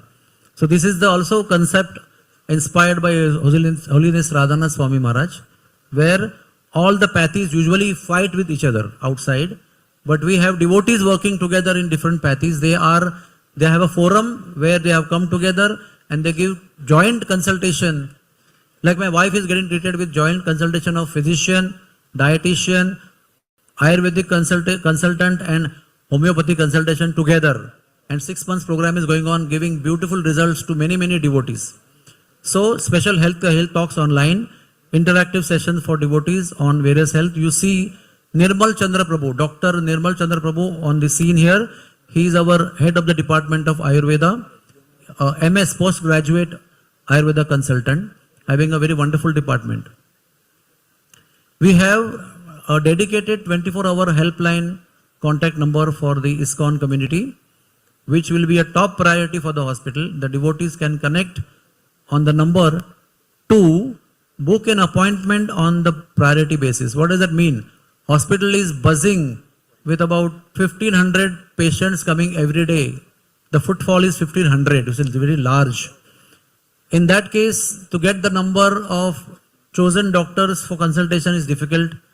To stand in the queue to make paper is difficult. So Department of Spiritual Care gives a treatment of priority to all the devotees. We help them to get their papers made easily, take them conveniently in their own timing to the doctors. I'm not saying breaking the line, but giving them priority. And that's how make it easy. In the meantime, when they are waiting for some things, they can rest in Department of Spiritual Care and go for the next text. So whole day our department staff members escort the devotees to facilitate their medical services, which is usually very difficult to coordinate. Second is to facilitate emergency services in the hospital. Sometimes you get a heart attack, you get a fracture, you get so many medical emergencies. At that time also we have a team to welcome you, to escort you and to facilitate you in the emergency situation, which is a very precarious situation, tense situation. And there are many other queries. So many queries are there when you get sick. So there are dedicated devotees on this helpline number 739-1040-162. You can note down, the slide is there for some time. Plus 91 for people who are abroad, 739-1040-162. Hundreds of queries can be answered by the team of dedicated devotees on call, 24 hours a day. We also have a chatbot, Ask Bhakti services. The dedicated chatbot service on our website. You can see very simple website. The key name is Bhaktivedanta Hospital, www.bhaktivedantahospital.com. We are also available on Facebook, Instagram and Google. 8400146262 is the phone number on WhatsApp to get information, appointments and avail all the medical services and privileges offered by the spiritually ambient Bhaktivedanta Hospital and Research Institute. Additional benefits, we have quality medical services in the vibrant devotional atmosphere. We have an opportunity for second opinion done already, video consultation I already told you, devotee care facilitators available, Availability of Krishna Prasad as per the diet for the patient and their relatives. Offering special prayers, yajnas and pujas for the patient on request. Journey so far we have treated 500 plus devotees. 1500 plus devotees have been benefited through health talks. Team of 15 devotees are directly working for the cause of, apart from the other staff, we have a dedicated WhatsApp group for internal coordination. A dedicated number already available, I already explained to you. There's a desk assistant manager herself available 24/7. This is medical helpline, kindly contact us. The same numbers are repeated here. ISKCON devotees healthcare services are meant for you. There's a QR code which when you scan that you will get all the information by which you can get connected. So the only purpose all throughout our presentation and talks is to get you know the facilities available at Bhaktivedanta Hospital and help you and serve you to maintain good health so that you can chant Hare Krishna nicely. Hare Krishna. Hare Krishna. A big thank you to the Bhaktivedanta Hospital team. Now I would like to invite His Holiness Chandramouli Swami Maharaj for our session on Gaur Leela. After that we will have Kirtan and Damodar prayers.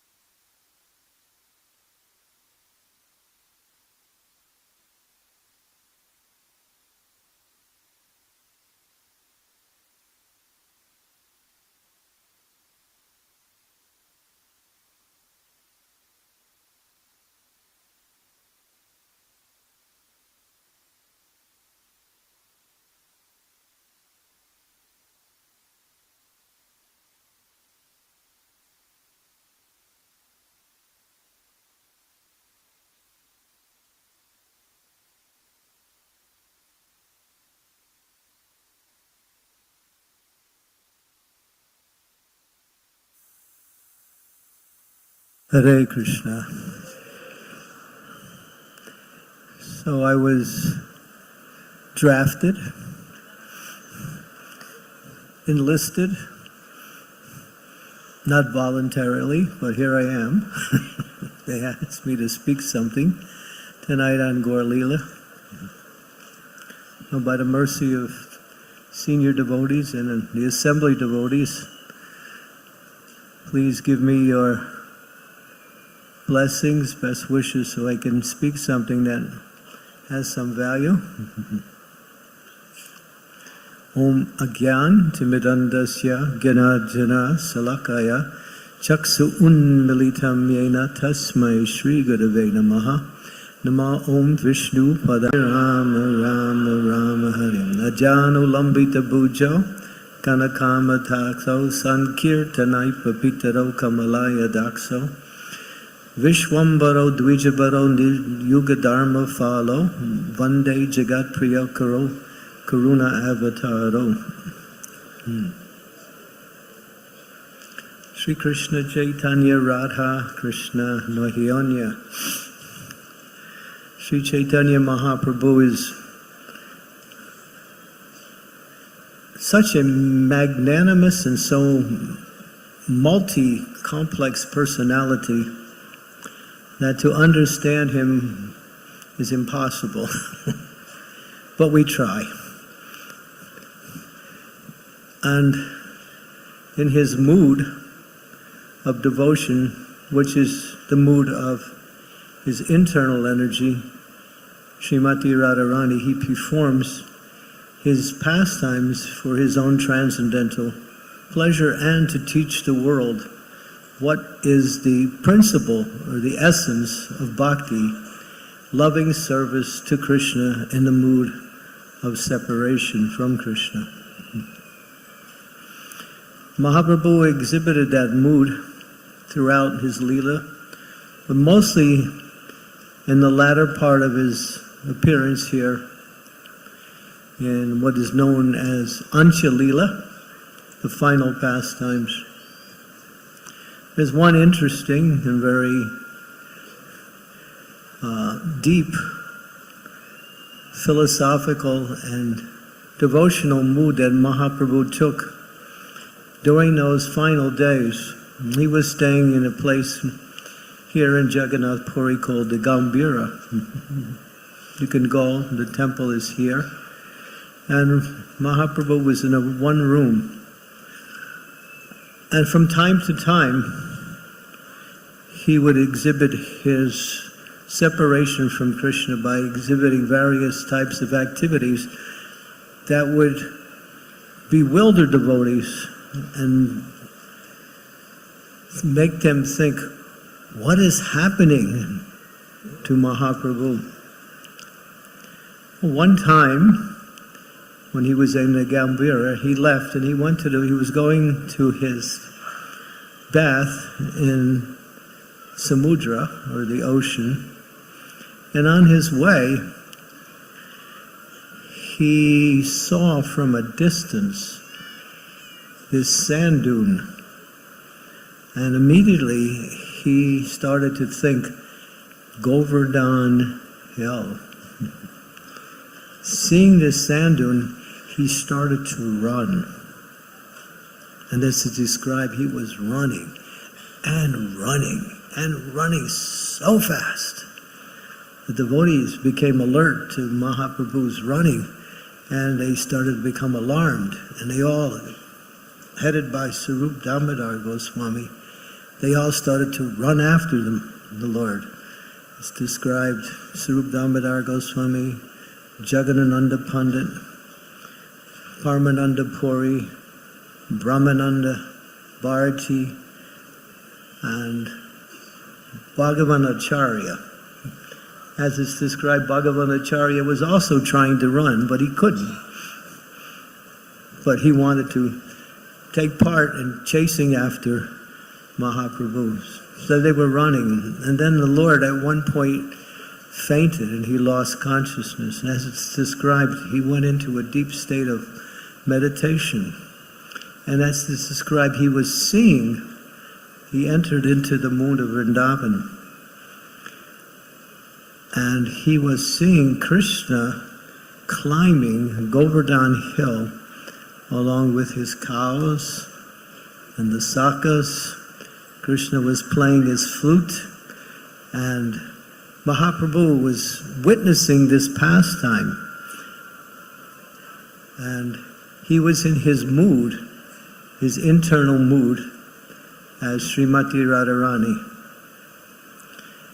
But then, as the pastime started to develop, Srimati Radharani appears in the pastime, and along with the gopis, they come up to Mahaprabhu, who is in his gopi form, and says, could you pick some flowers? We want to make some nice garlands for Lord Krishna. So they led him to a cave, an area where there were some nice flowers, and he was beginning his service. But then the devotees on the external realm of existence, they caught up with Mahaprabhu. And when they saw him in this state of ecstasy, they just became so unhappy. So they started to bring water from the ocean. Cold water was pouring it on his body.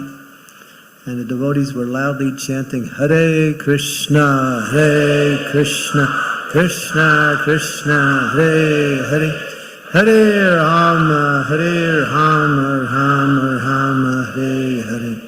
And they were chanting over and over again and chanting as loud as they could, because this is what they would do every time Mahaprabhu would go into his internal mood. They knew there would be no other way they could bring him back.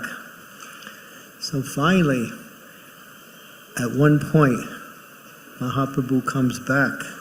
He wakes up, he stands up, and he's looking around, and he's looking in different directions like he's trying to see something. But there's nothing that he can see. And then he sees all the devotees. And he said, "Where am I?" They said, "You were with us on the beach. Why have you brought me here? I was with Krishna. And I was seeing Krishna performing his pastimes. And I was about to offer a nice garland to Krishna. And as soon as I was ready to do my service, you brought me here."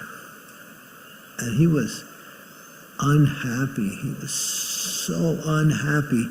He started to cry, crying in separation from Krishna.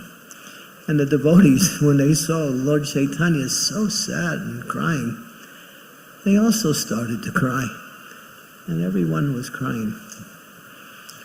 Prabhupada said this movement is about crying. We should learn that art. He said, learning the art to cry for Krishna. A lot of times we have reasons to cry, but it's not always for Krishna. But that mood, Prabhupada gave one name to one of his disciples, female disciples. He named her Krishna Premi. Beautiful name. And he explained, Krishna Premi means one who cries for Krishna. So Prabhupada said, if you want to actually achieve the lotus feet of the Lord in devotion, you have to learn that art of crying for Krishna. Here we are in Jagannath Puri. Puri is always a place for Jagannath's pastimes. And of course, the most prominent and the most celebrated of all his pastimes was the Ratha Yatra festival.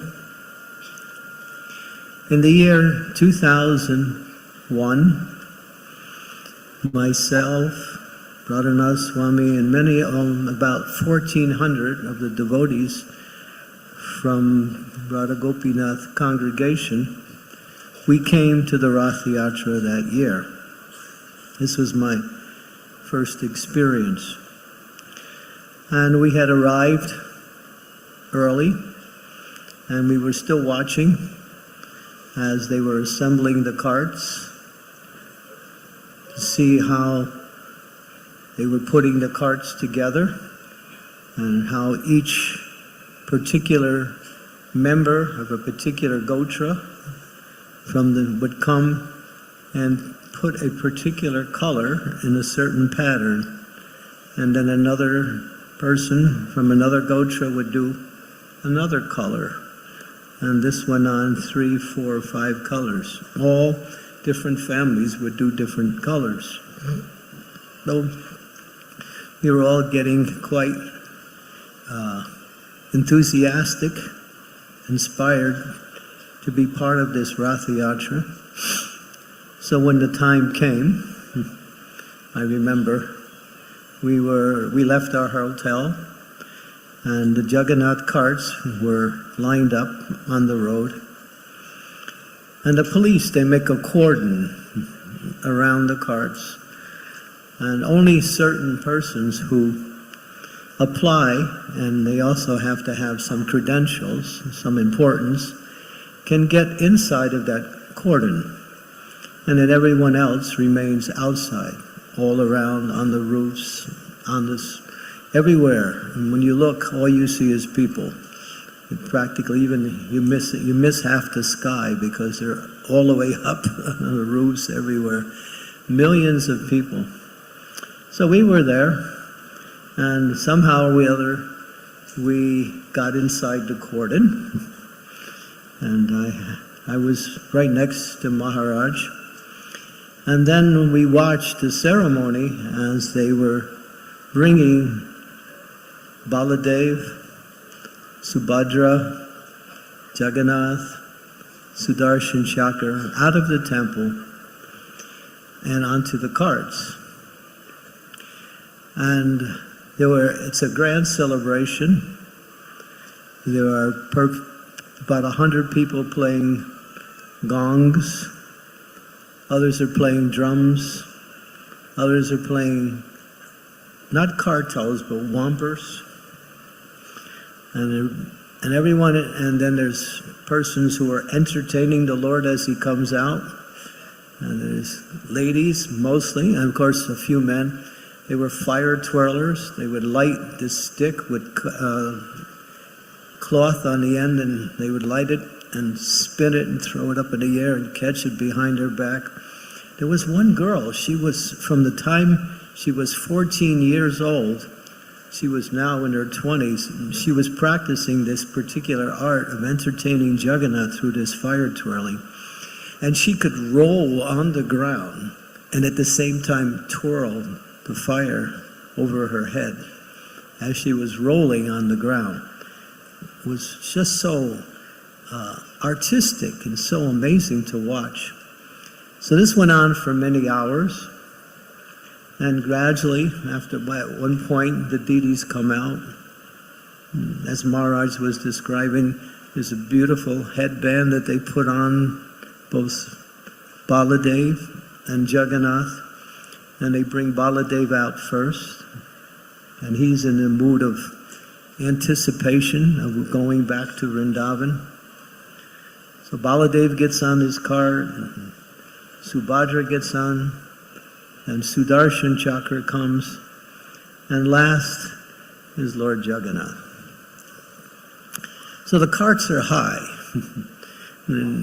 It's about, you might say about 2 meters, but about 1.5 meters above the ground where the base of the cart is, and then there's this long plank with logs they're actually trees that were cut and made into like steps that go all the way up.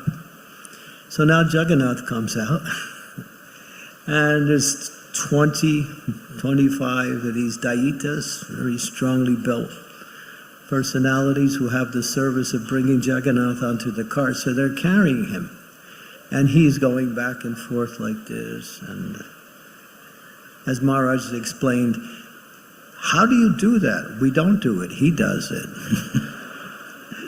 We try to hold him still. So they got to the cart. Now we're all watching. I'm on the back of some devotee, and Radhanath Maharaj is next to me. He's on the back of another devotee because we couldn't see from the ground level. So we were watching, and then Jagannath gets to the base and then they start walking him up the plank. And he gets up a little bit, and then he starts going back.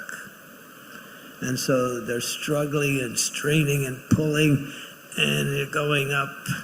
And now all of this is being announced in Orion, and it's also being broadcast in many languages around the world. So the broadcaster, he's there, and he's getting involved with this whole thing of bringing Jagannath onto the cart. So Jagannath is going up, and then this is later, because we didn't understand what they said. The announcer said, Jagannath, get on the cart, your devotees are waiting, get on. But Jagannath, he's got his own program. So Jagannath is going up, and then at one point, he lays down flat, and they're holding him. Now he's looking straight up, and they can't move him, and they're trying to get up the cart.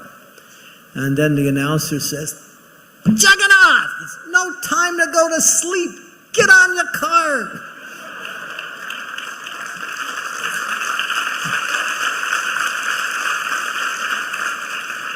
And Jagannath he stood straight up and went, right on. It was like, oh, okay. He's in control.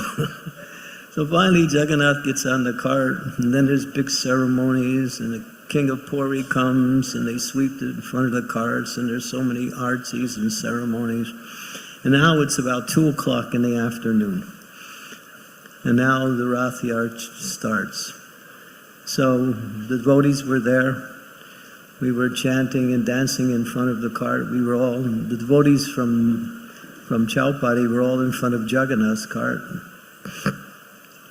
And the announcer, later on we learned, he was saying, this reminds us of when Sri Chaitanya Mahaprabhu performed the Rath Yatra in front of Jagannath. All of these devotees who have come from Radha Gopinath, they were actually praising our devotees.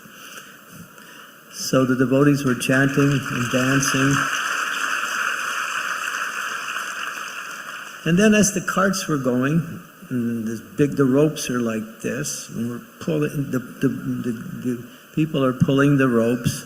And Baladev is first, followed by Subhadra and Jagannath, because the understanding is Baladev and Subhadra are leading the Supreme Personality of Godhead back to his home in Vrindavan. And so, but Baladev, he decides to make things a little interesting. Yeah, it was like that. It was Haribo. So he starts going to the side. He's not following the path down the middle anymore. He's going to the side. So the police, there's two kinds of police. There's the special police and the regular police. And they conduct the pulling. So they're kind of like yelling at the devotees, pull this way, pull this way. Everyone's trying to pull Baladev back into the middle. Not going anywhere. He's just going off to the side. He keeps going off to the side. He goes up against an electrical pole and stops. Now there's at least 100 devotees on the cart. So nobody's going to get off either. So they can't push the cart back, and nobody's going to get off the cart. Baladev is stuck in front of this electrical pole. So what to do?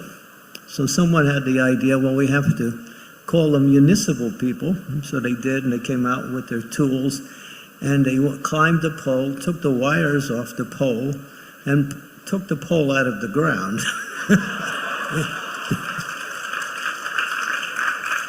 And then Baladev was free. Now, if you try that in Western countries, you know where you'll wind up. So anyway, so then Baladev is back in shape. He's leading again. So the devotees are chanting and dancing. I remember it was very rainy that year. So in that sense, it was good because it was cool. Usually the temperature is like 45 to almost 50 degrees sometime during that time.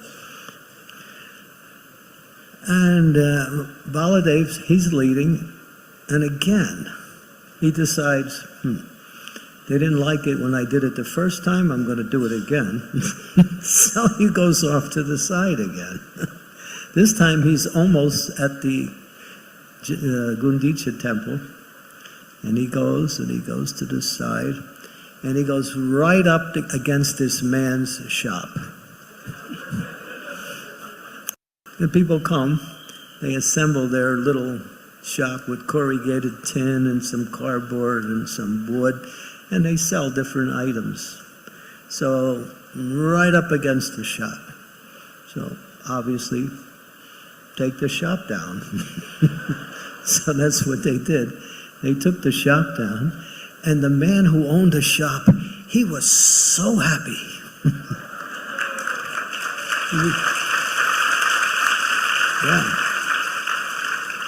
Yeah, it was later on we were told that he was expressing his gratitude. Lord Balaram has shown me special mercy. So then, of course, Balaram went. And that particular year, because there is the rule that the carts don't move after sunset. And so this was a very slow Rath Yatra. Jagannath was wanting to watch the kirtans because the devotees from Chowpatty, of course we had other devotees there coming from other places. We were just doing kirtan continuously for hours. And Jagannath just kept stopping. And so I think it was around 7:15 in the evening, or maybe a little bit earlier, and the sun went down. And so the cart stopped. And when the cart stopped, that means you continue the Rath the next day.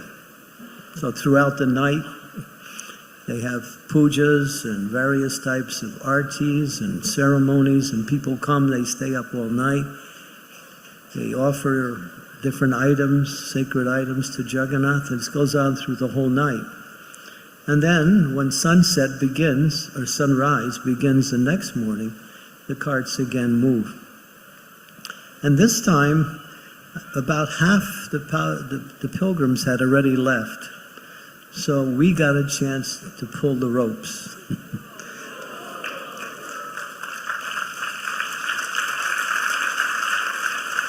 The devotees from Radha Gopinath. And I remember I was grabbing the rope, and the whole ground was so muddy.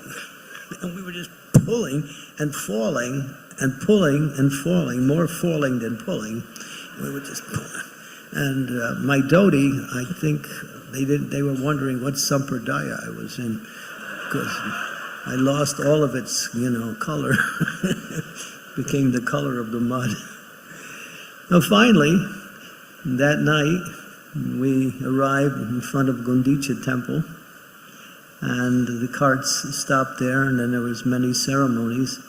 And about 5 o'clock that evening, they started a ceremony of bringing the deities off the carts and into the temple. But before then, again, so many ceremonies, worship, very important people from the local area. They would come, offer items to Jagannath, or they would do artis, and finally, they began the ceremony, and Balaram's the first one to get off the cart. So they put the headdress on Balaram. It's a big headdress. It's like huge. It goes way beyond his head. And the deities are big. They're at least a meter high, and no, more than that. They're actually maybe 1.5 meters high. In terms of feet, they're about 6.5 feet, 7 feet tall, and about 1 meter wide. So they're heavy and big. So they're carrying Balaram off. And Balaram is shaking like this and like this, and they're trying to hold him still. Finally, and we're watching, we got some place on top of somebody's roof, and we could actually see from that angle the whole departure of the Lord from his cart and into the Gundicha temple. And finally, Balaram goes in, and then Subhadra is next. But Subhadra, they just pick her up and just carry her in. And so they say the ladies are not supposed to exhibit ecstasy in public. So it's more of a private ecstasy. Yeah, it's part of Shastra. And then it's Jagannath's turn. And again, struggling, straining. But Jagannath, he's really eager to get in, but he's shaking like back and forth, and they're holding him. And we're watching. It's amazing. From 5 o'clock to 9 o'clock was 4 hours. It took them to take the deities off the cart and into the temple. So it's a beautiful and most unique experience to witness this Jagannath Rath Yatra. And devotees regularly from Chowpatty and from other places are still making plans to attend these Rath Yatras. So if you find the opportunity, please, it's a once-in-a-lifetime experience. And again, in 2006, we also did that. And 2006, the Lord was more merciful or less merciful. Depends from what angle of vision you look at it. The weather was so hot that year. It was about 50 degrees. Indradumna Maharaj had come, and Bhakti Charu Swami had come, Deva Amrit Swami had come, and and many other, Sri Prahlad. We were all dancing in kirtan and going and leading Jagannath down to the Gaudiya temple. And then, of course, the ceremony. And again, I don't know, maybe some of you have seen last year when the carts were in front of the Gundicha temple. There was, Jagannath performed a miracle, you might say, that it was pouring rain everywhere except on Jagannath's cart. It was completely dry.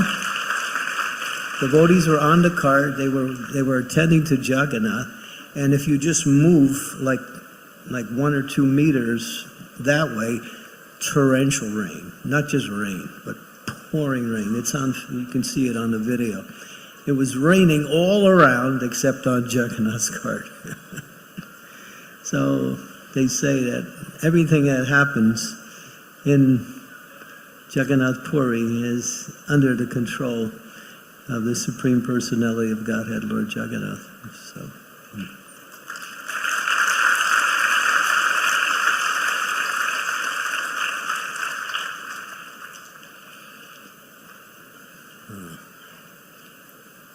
How many of you, when you were young, or maybe even now, played this game called hide and seek?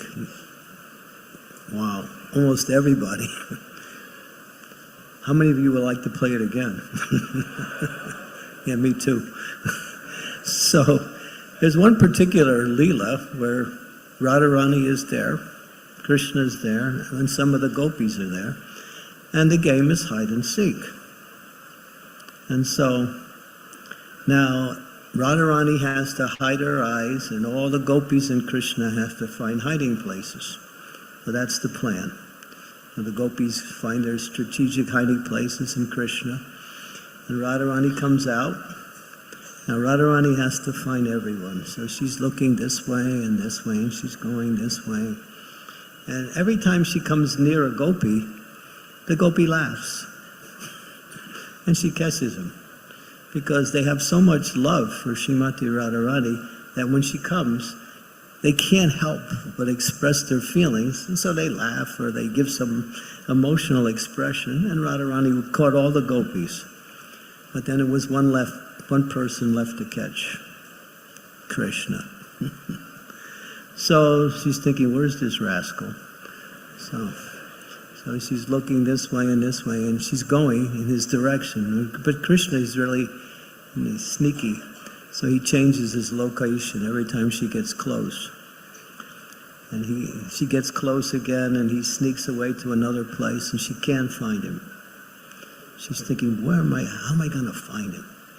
She gets an idea, strategy. She starts to sing so sweetly the Maha Mantra. Hare Krishna,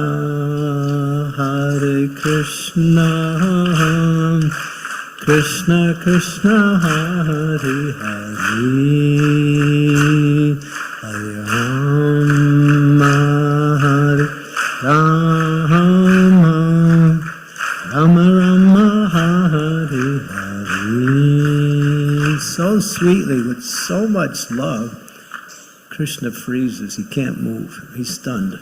And she catches him. Aha, I caught you. And Krishna said, you cheated. That wasn't fair. She said, oh, no, you're just a bad loser, that's all. So, Radharani and Krishna's pastimes.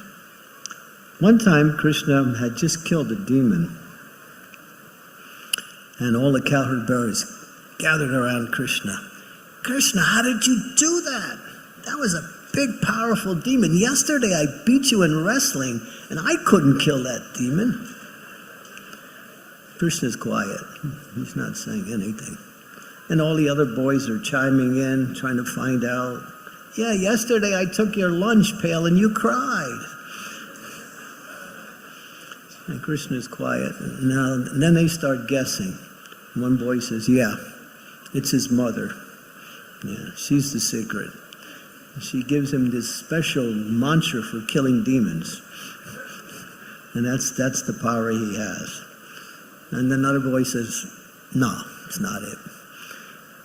But it's his mother. She puts these armlets and amulets on his legs and on his arms, and in there are secret mantras, and he, just by wearing these things, he has such power, and he kills demons.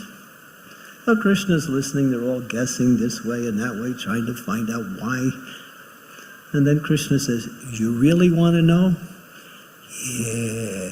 So they all gather around Krishna. Krishna said, well, when I was born, a very powerful sage, his name was Gargamuni, he came to see my father in a very secret meeting, and he told my father that this son of yours is very, very special. He is as good as Lord Narayan.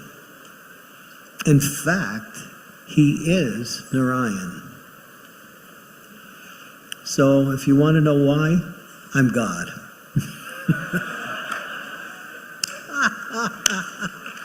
He's God. They all start laughing. He thinks he's God.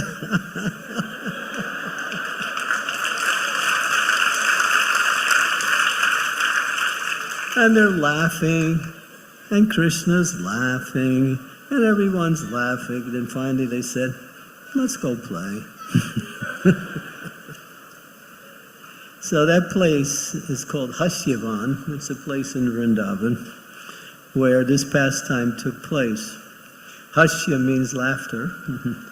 And if you go there, and if you're fortunate enough to hear this Leela, you'll just laugh. I was reading it, and Shivaram Maharaj wrote that Leela in his book,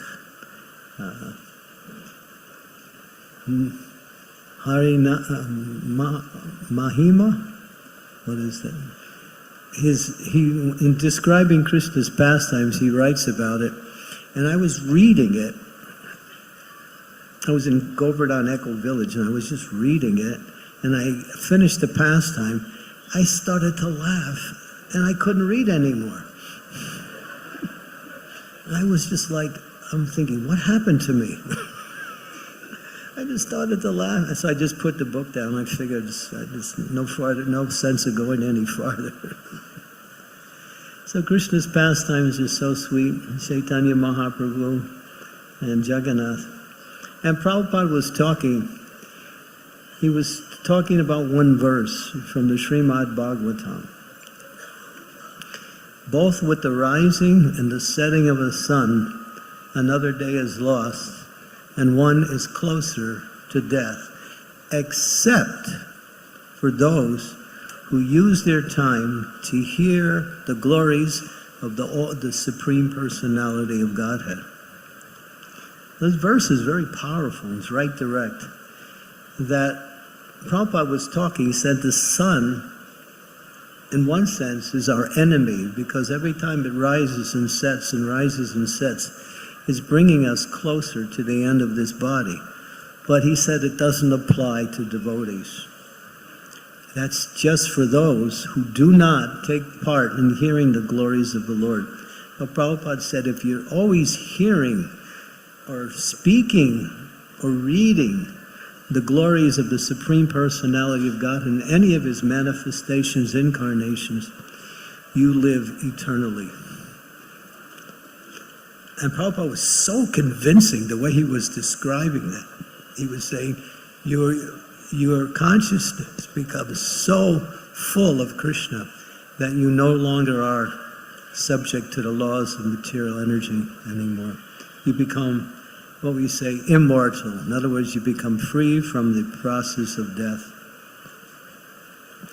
So this is can't say secret because everyone knows it, but this is the means by which we can attain perfection, to continually hear and chant and also broadcast to others the glories of the Lord. Either chanting of the Hare Krishna Mahamantra or the glories of the Lord in his different pastimes, Jagannath, Baladev, Subhadra, Gaurnitai, Radha Krishna and Vrindavan, or any of the Leelas of the Supreme Personality of Godhead. And take part always in chanting the holy name. Prabhupada said 16 rounds. Why 16 rounds? 16,000 rounds. He says when you're actually chanting, you'll feel, why only 16 rounds? Let me continue to chant more and more. So when one develops that taste for chanting, how do we get the taste for chanting? Shushusha Sharadhanasya Vasudeva Kata Ruchi Shanya Seva Pipa Purnya Tirtana Sevana.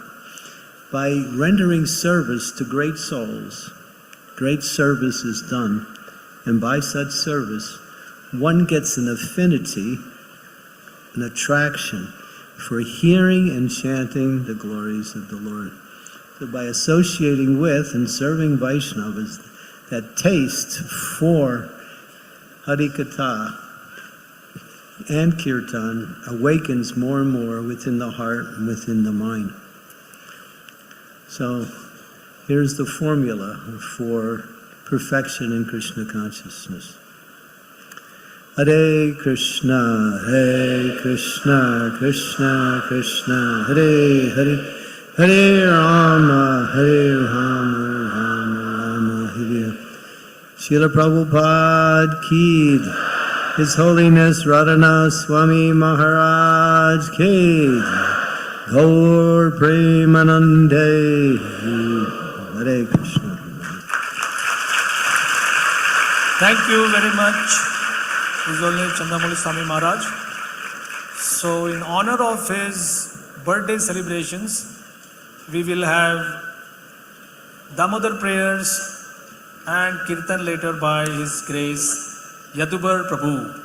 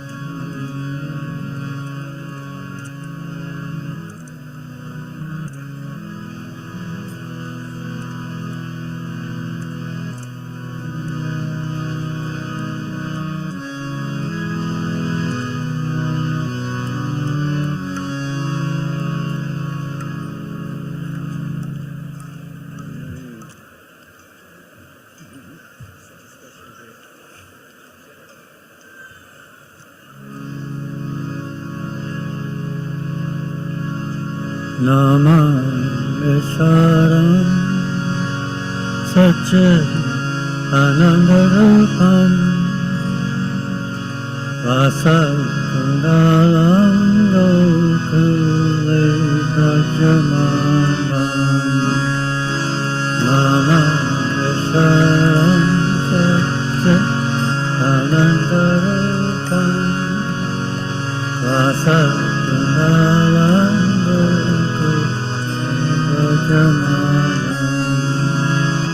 Yasakudalam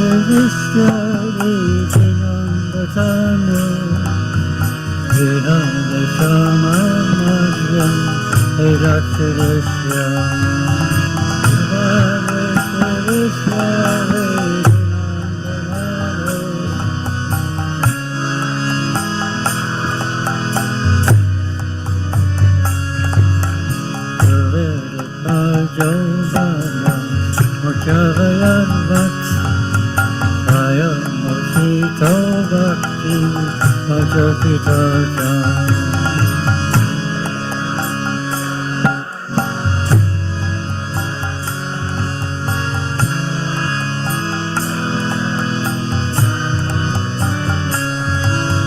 Tata Prema Bhaktim Sadam Ekayasya Namaste Bahome Sri Dhamereha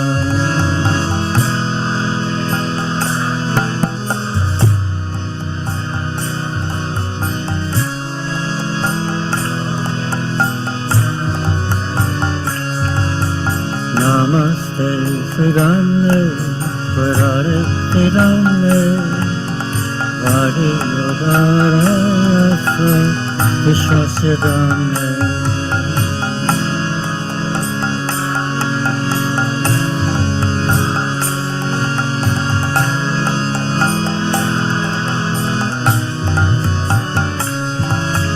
Namo Varite Padiyaya Namo Antalilaya Devaya Tubhyam Namo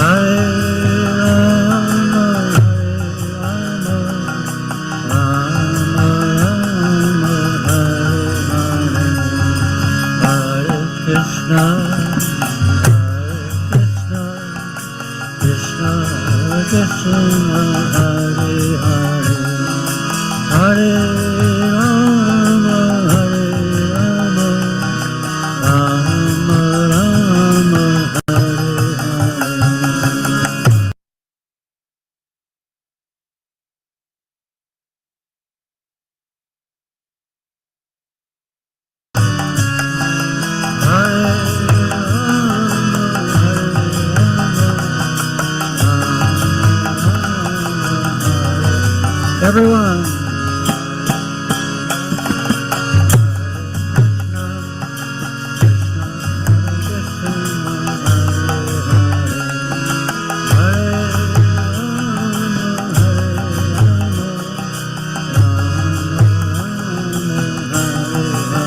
Once again.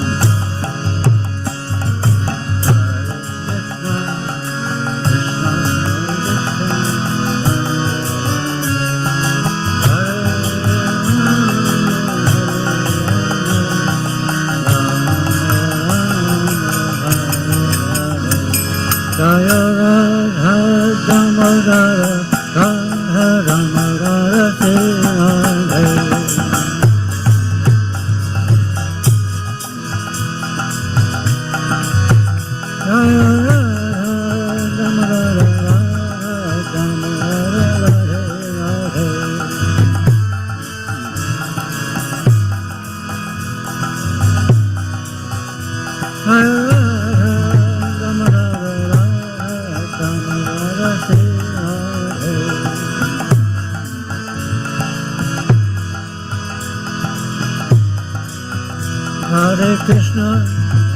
Hare Krishna, Krishna Krishna, Hare Hare, Hare Rama, Hare Rama, Rama Rama, Hare Hare. Oh!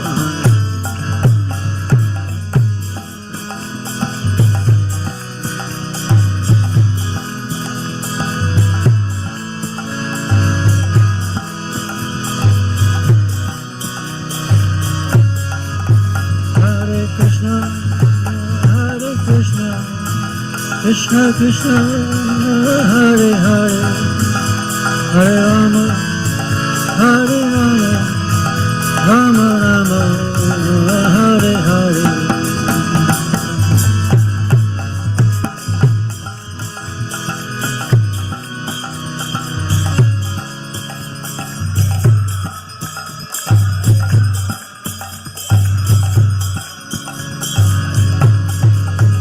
Hare Krishna, Krishna Krishna, Hare Hare, Hare Rama, Rama Rama, Hare Hare.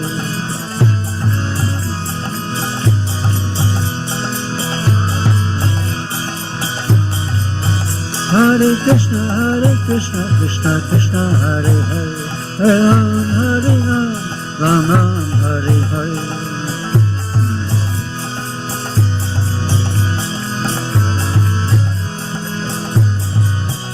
Hare Krishna, Krishna Krishna, Hare Hare, Hare Rama, Rama Rama, Hare Hare.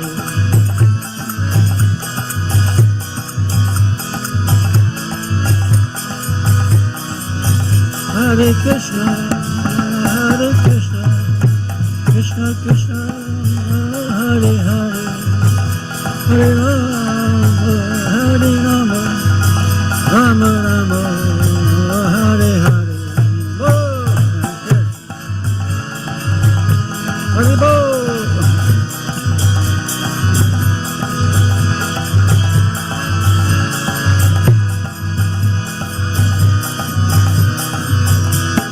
Hare Krishna, Krishna Krishna, Hare Hare, Hare Ram, Ram Ram, Hare Hare.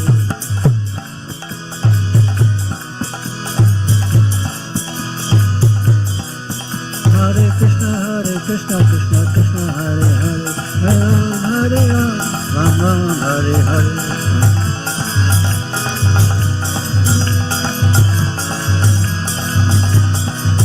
Hare Krishna, Krishna Krishna, Hare Hare, Hare Rama, Rama Rama, Hare Hare.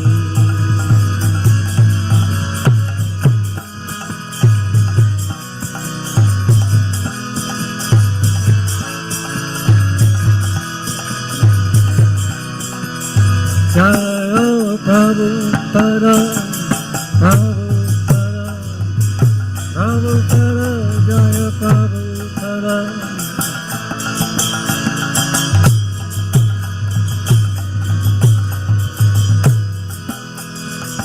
Prabhupada, Prabhupada, Prabhupada, Jaya Prabhupada.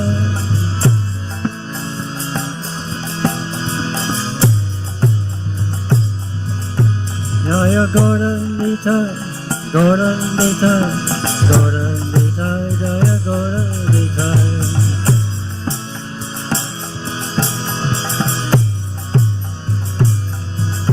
Jaya Radha Gopinath Radha, Gopinath Radhe Radhe.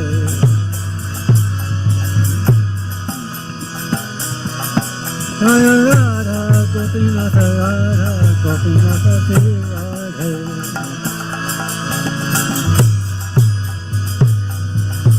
Hari Bol, Hari Bol, Hari Bol, Nitya Gaur, Hari Bol.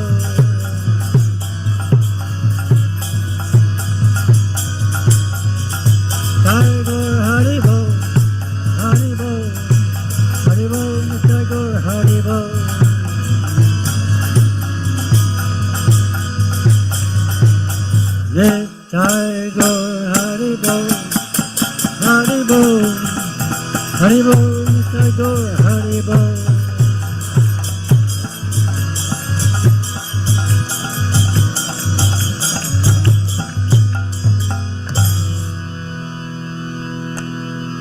Hare Krishna,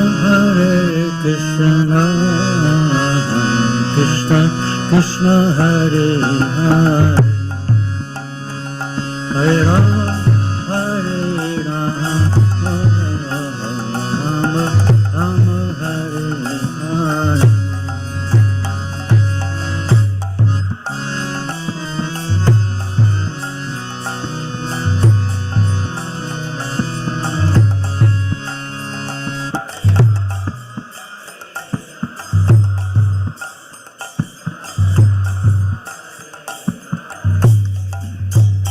Hare Krishna,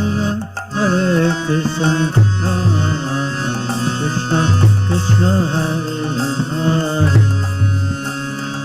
Hare Rama, Hare Rama, Rama Hare Hare.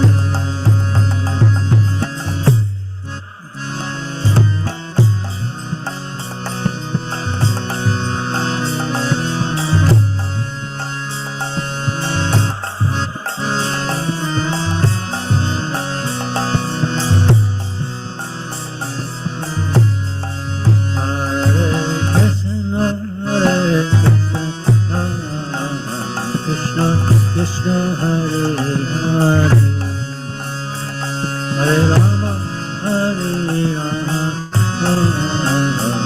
Rama Hare Hare.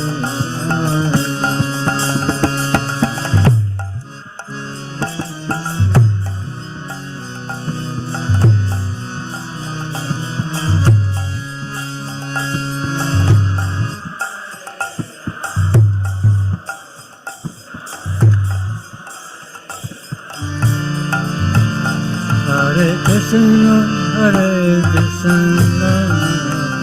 Krishna Krishna, Hare Hare, Hare Rama, Hare Rama, Rama Hare Hare.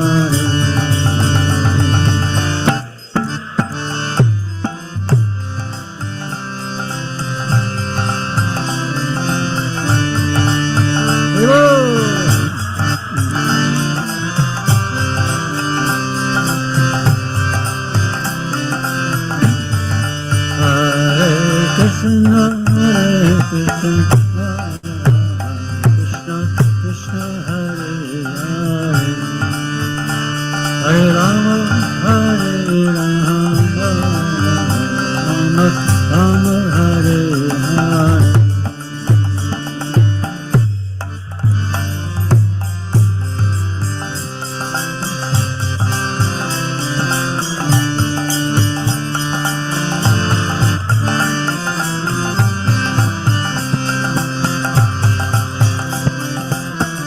Everyone chant.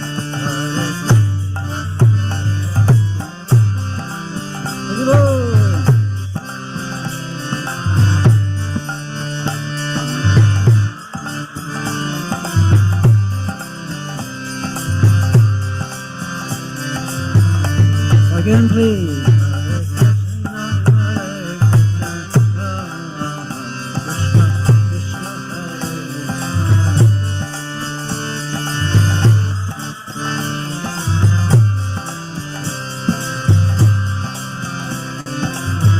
Once again, loudly, please.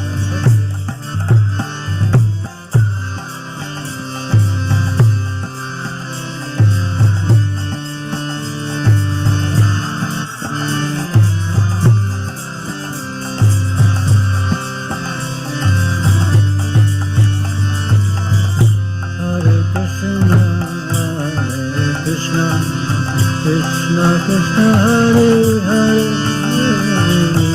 Hare Rama, Hare Rama, Rama Rama, Hare Hare.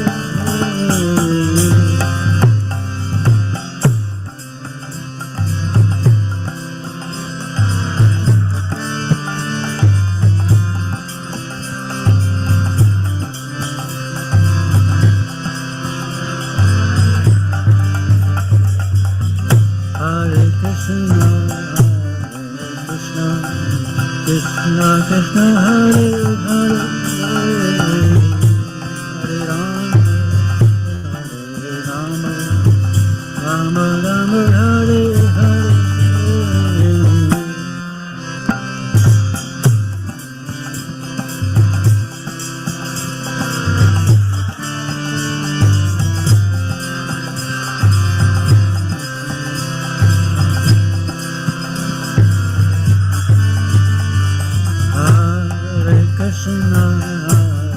Krishna, Krishna Krishna, Hare Hare, Hare Rama, Hare Rama, Rama Rama, Hare Hare.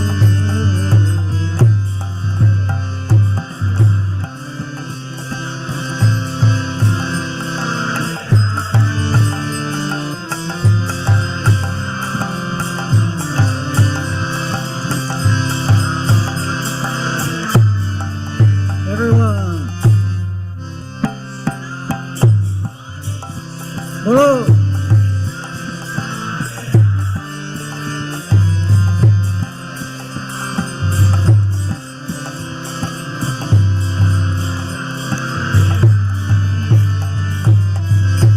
Hare Krishna, Hare Krishna, Krishna Krishna, Hare Hare.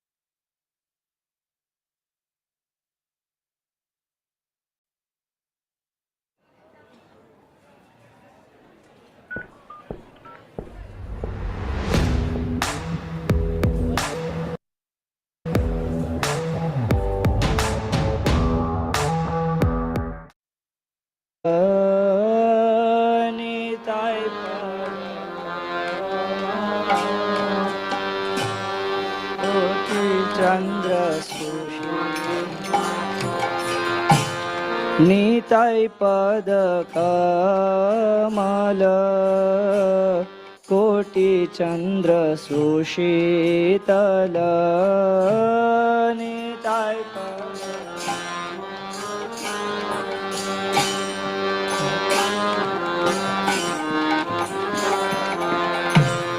जे छाया जगत जोरा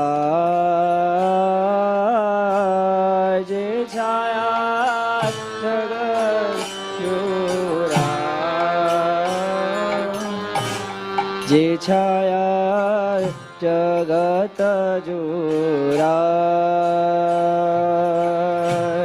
जे छाया जगत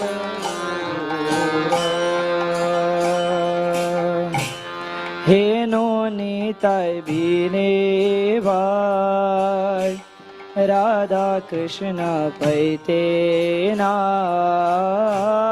हे no Nitai भाई राधा कृष्ण दृढ़ कोरी धरो नितार पाय दृढ़ कोरी रो नितार पाय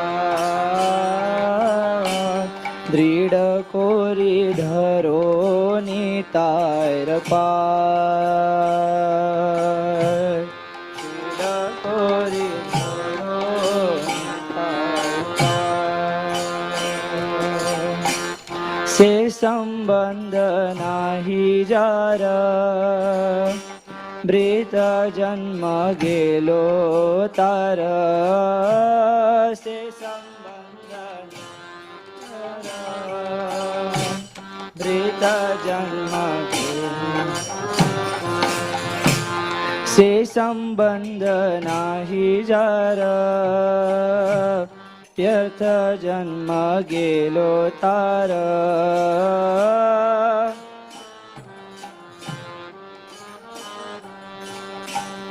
जेत जन्म गेलो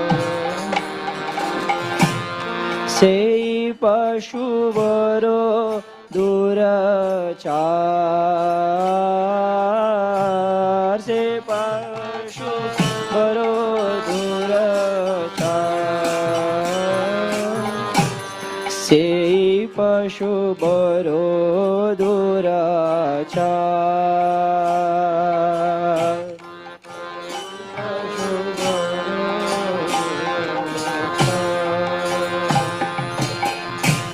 निताय ना बोलिलो मुखे माजिलो संसार सुखे निताय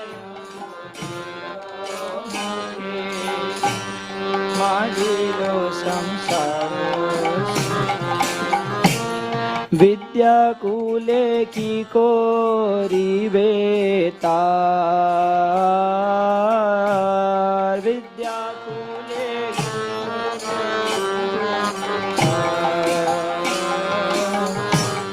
विद्या कुले की कोरिबे तार विद्या कुले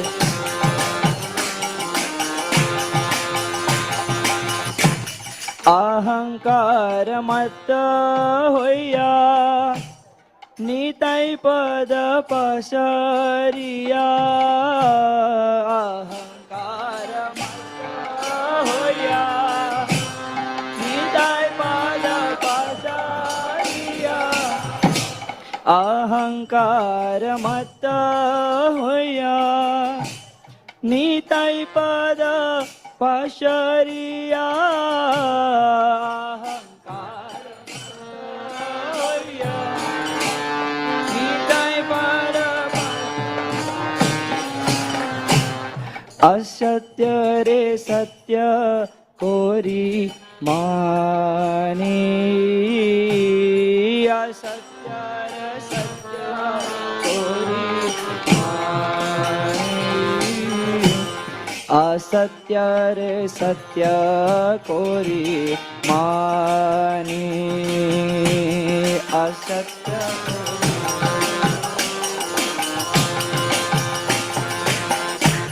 नितय रे करुणा हवे भजे राधा कृष्ण पावे निताय रे करुणा हवे ब्रजे राधा कृष्ण पावे निताय रे करुणा हवे ब्रजे राधा कृष्ण पावे निताय हवे ब्रजे राधा धरो निताय चरण दुखानी धरो निताय चरण धरो निताय चरण दुखानी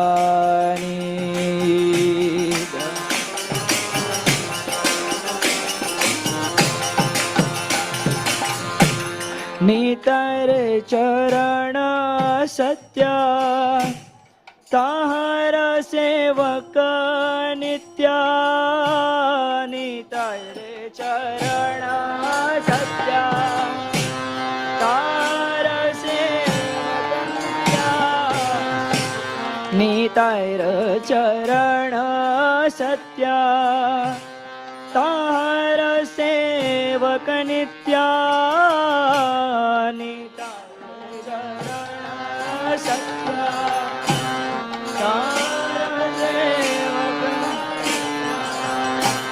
निताय पद सदा करो आशा निताय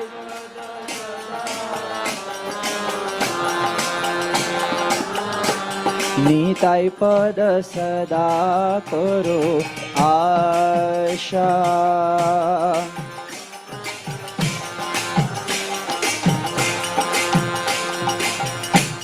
नरोत्तम बड़ो दुखी निताय मोरे करो सुखी नरोत्तम बड़ो दुखी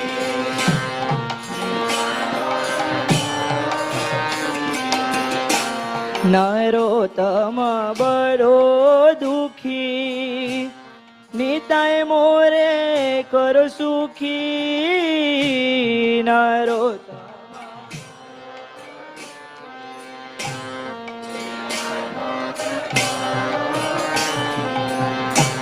राखो रंग चरणेर पाश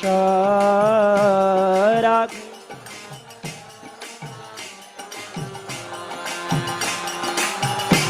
राखो रंग चरणेर पाश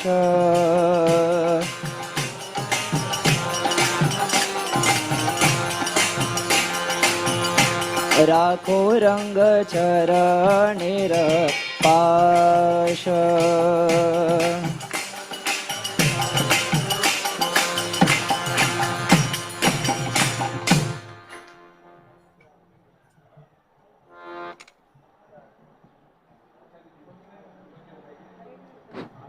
Hare Krishna. Hare Krishna. So, we welcome everybody for Srila Prabhupada's Tirubhava Mahotsav. So, we will start with the verbal offerings to Srila Prabhupada. We will invite His Grace Srila Haridas Thakur Prabhu to speak.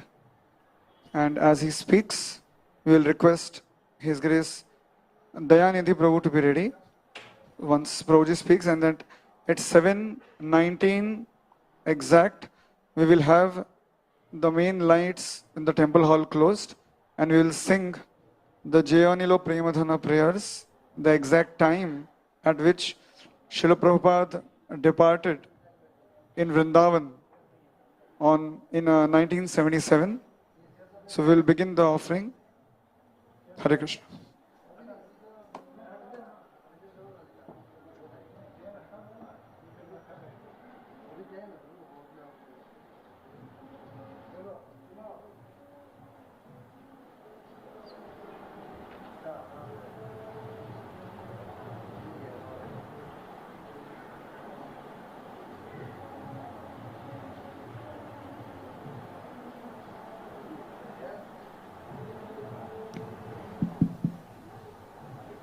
Hare Krishna.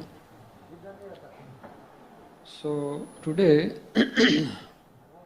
we all have gathered here to celebrate Srila Prabhupada's disappearance day, the 46th disappearance day, by the way.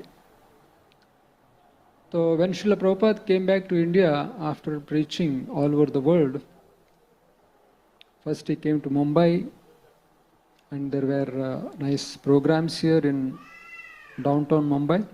And then Srila Prabhupada went to different places like Vrindavan and then to Calcutta. And there some business people, Marwadis, they wanted to meet Srila Prabhupada, and they met Srila Prabhupada.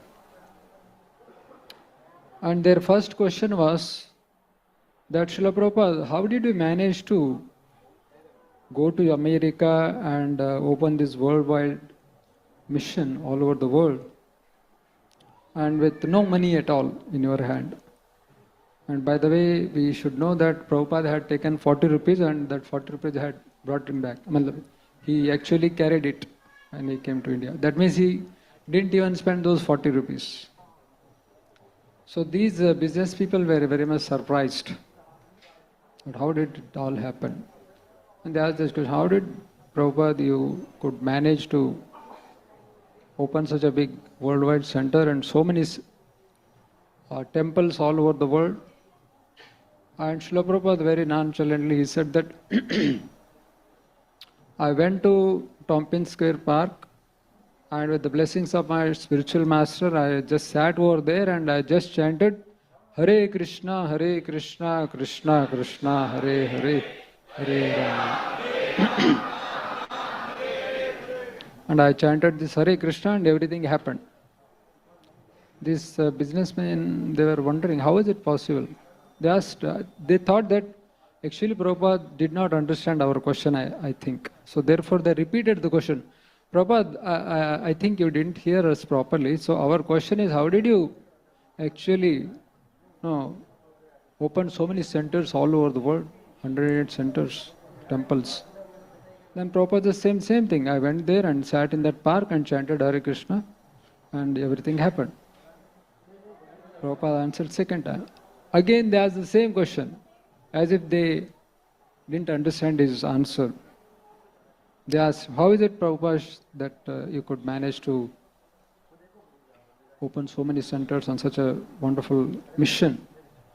Prabhupada said third time, actually I told you twice, but still you didn't understand. The answer remained the same. I went there and sat in that park and chanted Hare Krishna, and everything happened. Then Prabhupada actually explained it to them. See, I took my spiritual master's order on my head and I just executed his order. And I had faith in the chanting of the holy names and order of my spiritual master. And everything happened. So actually speaking, this is the actually open secret in that sense. Prabhupada was once asked similar question once again when he came to India after some years. So how is it that Srila Prabhupada, all of your God brothers, they were highly qualified and they were very, very charismatic and they were already into sannyas, but they couldn't do what you have done, Srila Prabhupada. How is it that you could actually make such wonders? Prabhupada says the same thing. He said that I had firm faith in the orders of my spiritual master and I had faith in the holy name. So this is the open secret, as I said, that anybody who has this, the firm faith in the order of his spiritual master and the faith in the holy names, so he can actually make his life successful.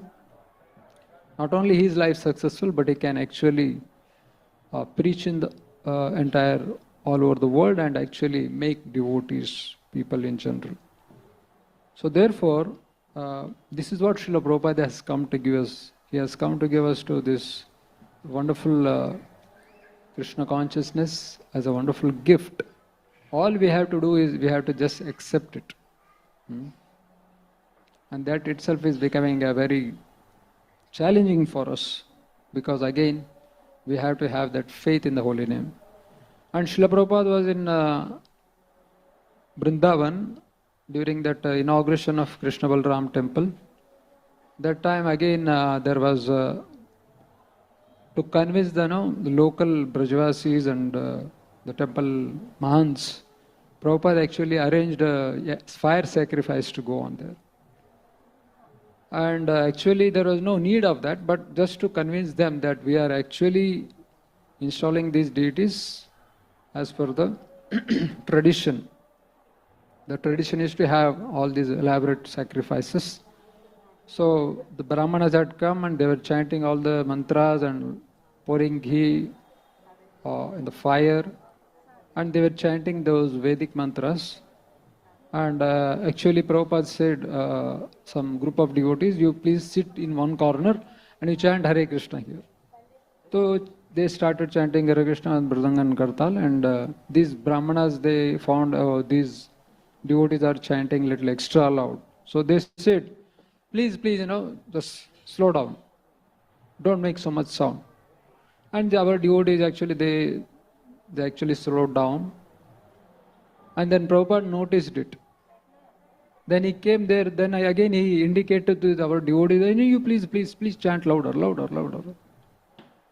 And again devotees started chanting Hare Krishna a little louder. And again these Brahmanas, they were kind of disturbed. And again they were telling, little slow down, because we are chanting these mantras here. And Prabhupada encouraged again these devotees, please, chant louder. So this went on for a few more times.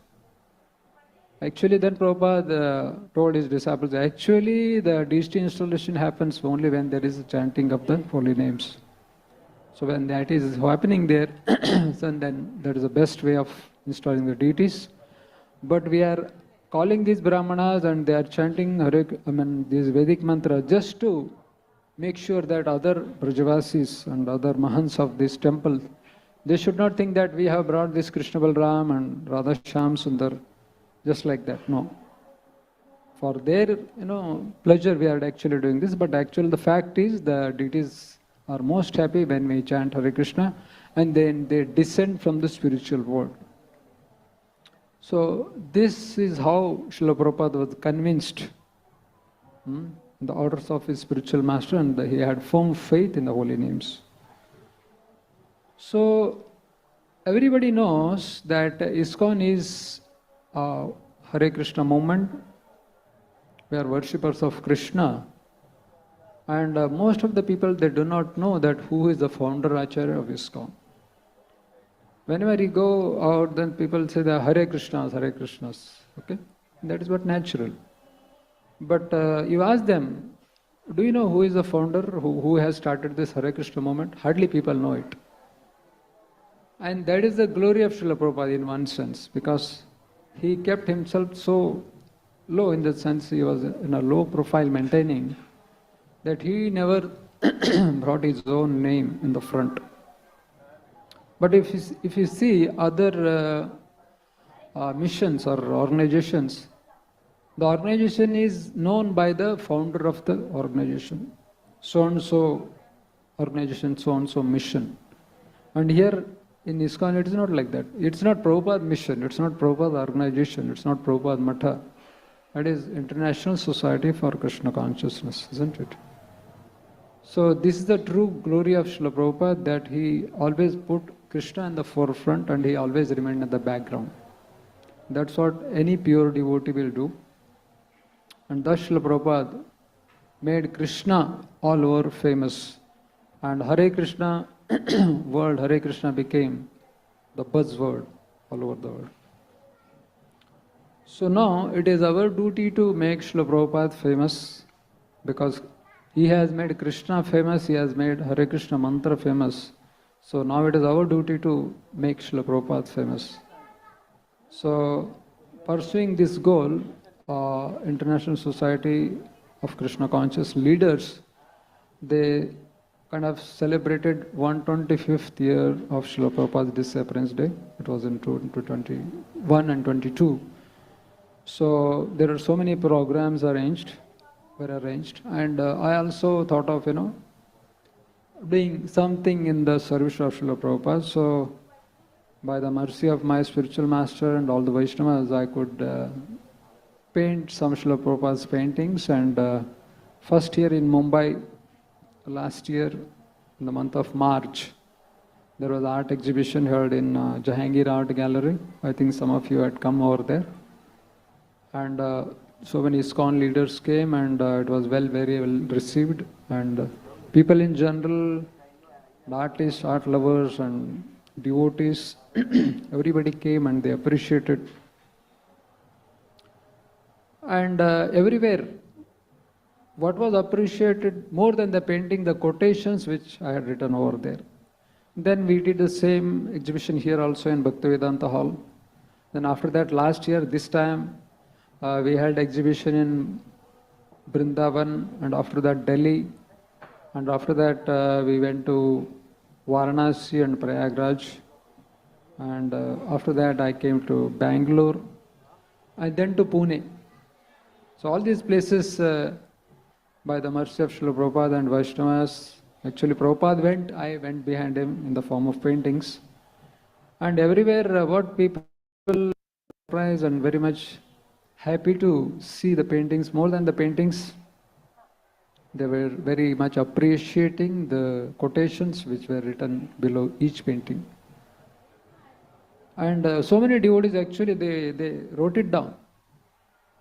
And they asked, do you have any soft copies of this? And then I asked one devotee to actually, please write it down so that we can actually distribute to all the devotees. So thus again, it is once again proved that how Srila Prabhupada is, giving his instructions through his books, which have been distributed and read all over the world. And devotees were very impressed and very much inspired by these quotations, and they were very happy to read them. So, again, Srila Prabhupada is a very special Acharya, we can say. His descent and his contribution is something unimaginable, incredible. Generally, Acharyas, they give process of sambandha. They introduce us to Krishna and tell us to render service to Krishna. But it is Srila Prabhupada who actually has given not only Sambandha, but Abhideya also. Abhideya is devotional service. Sambandha is to establish our connection with Krishna. Srila Prabhupada, what he has done, not only has given us Sambandha, the introduction to Krishna, but he also has given us Abhideya. Abhideya means how to render devotional service. So in his books he has very nicely explained the process of Abhideya, actual rendering of devotional service. So this is very unique of Srila Prabhupada, that you can actually see here how he is surrounded by so many beautiful offerings in the form of Srimad Bhagavatam, Bhagavad Gita, Chaitanya Charitamrita, and so many other books, wherein he has mentioned very clearly, very elaborately, that life is meant for service to Krishna and how to actually render service to Krishna. So in general, in temples, we see that how one pujari or two more pujaris will be there, and they only will render service to the deities. Nobody can even imagine going inside the altar, isn't it? But it is Srila Prabhupada who has, welcomed the entire world. Anybody who is sitting here can take Diksha or initiation and then become qualified, and then he can actually or she can enter into the altar and worship the deities. There is no bar at all. Anybody can render worship to the deities. And anybody can sit on this Vyasasana and give Bhagavatam class or any such discourses. So this is what Srila Prabhupada has done, very unique, which is not generally seen in other organizations. So therefore, Srila Prabhupada this morning, Dayaniti Prabhu was mentioning how Srila Prabhupada was so very merciful that this one South Indian Brahmana, he came to Mumbai here and he was actually explaining to Srila Prabhupada that, Prabhupada, your murti is being worshipped in the altar, it's not good, so you will have to take karma of anybody who comes in front of you and offer obeisances. Then Prabhupada said, I am here only for that purpose, to accept the karma and their suffering on my head, and I'll suffer for their betterment. So this is how Srila Prabhupada has been so merciful on all of us. So now it is our turn to take Srila Prabhupada's mercy very, very wholeheartedly. Otherwise we have kind of neglected it. So therefore let us take Srila Prabhupada's mercy and his blessings, which are immense, and by doing that we can make our life perfect. So at this point I would like to express my deep gratitude to Srila Prabhupada and my spiritual master and all the temple devotees of ISKCON Chowpatty here for giving me a chance to be here and render some service and make my life successful. Thank you very much. Hare Krishna. Srila Prabhupada ki jai. Hare Krishna. So we'll sing the Jayanila prayers.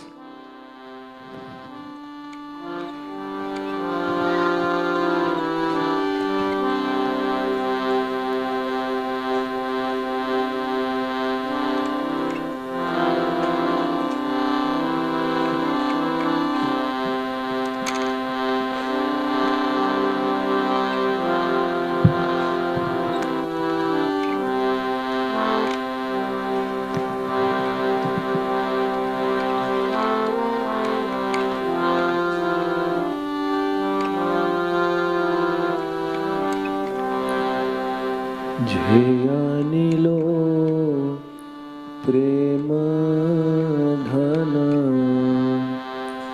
করুণা প্রচুর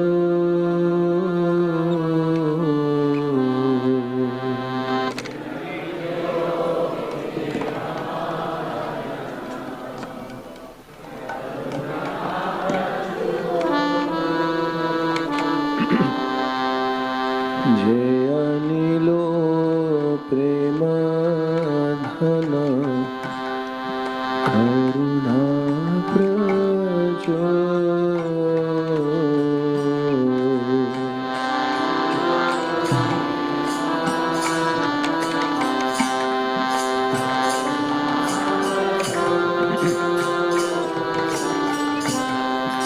হেন প্রভু কোথা গেলা আচার্য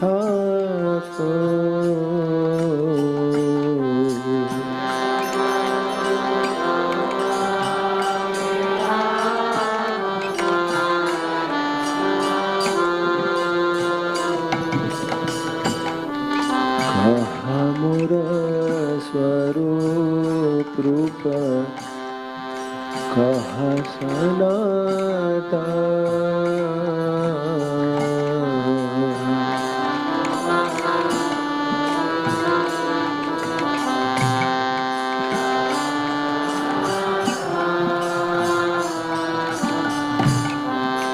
कहा दास रघुनाथ पतित पावा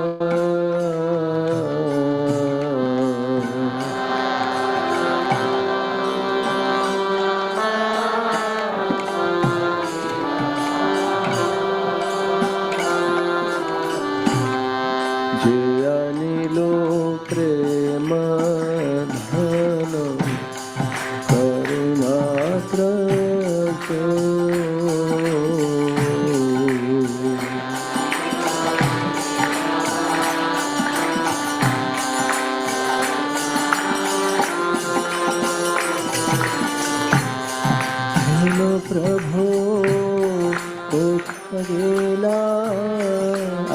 काछर्या ठाको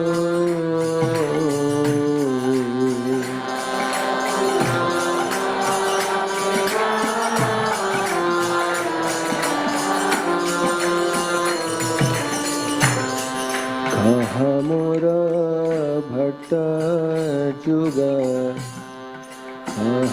कबीरा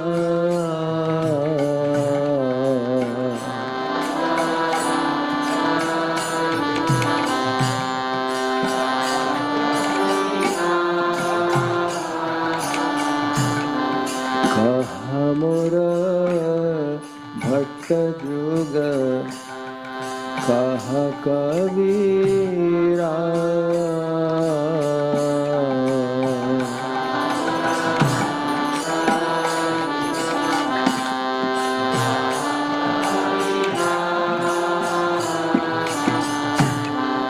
एक काले कोथा गेला गोरा नटरा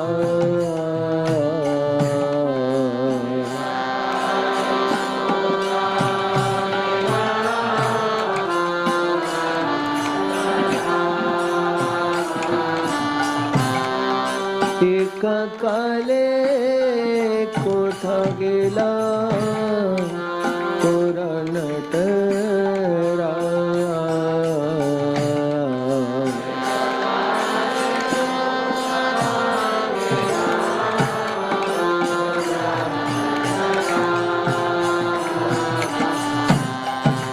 रानिलो प्रेम धन करुणा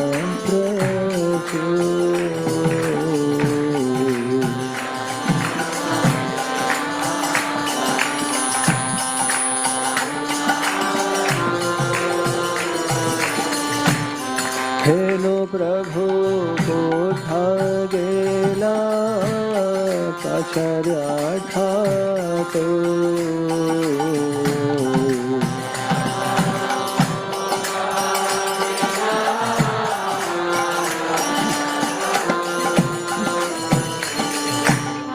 पाषाणे कुटिबो माथा अनले पशेबो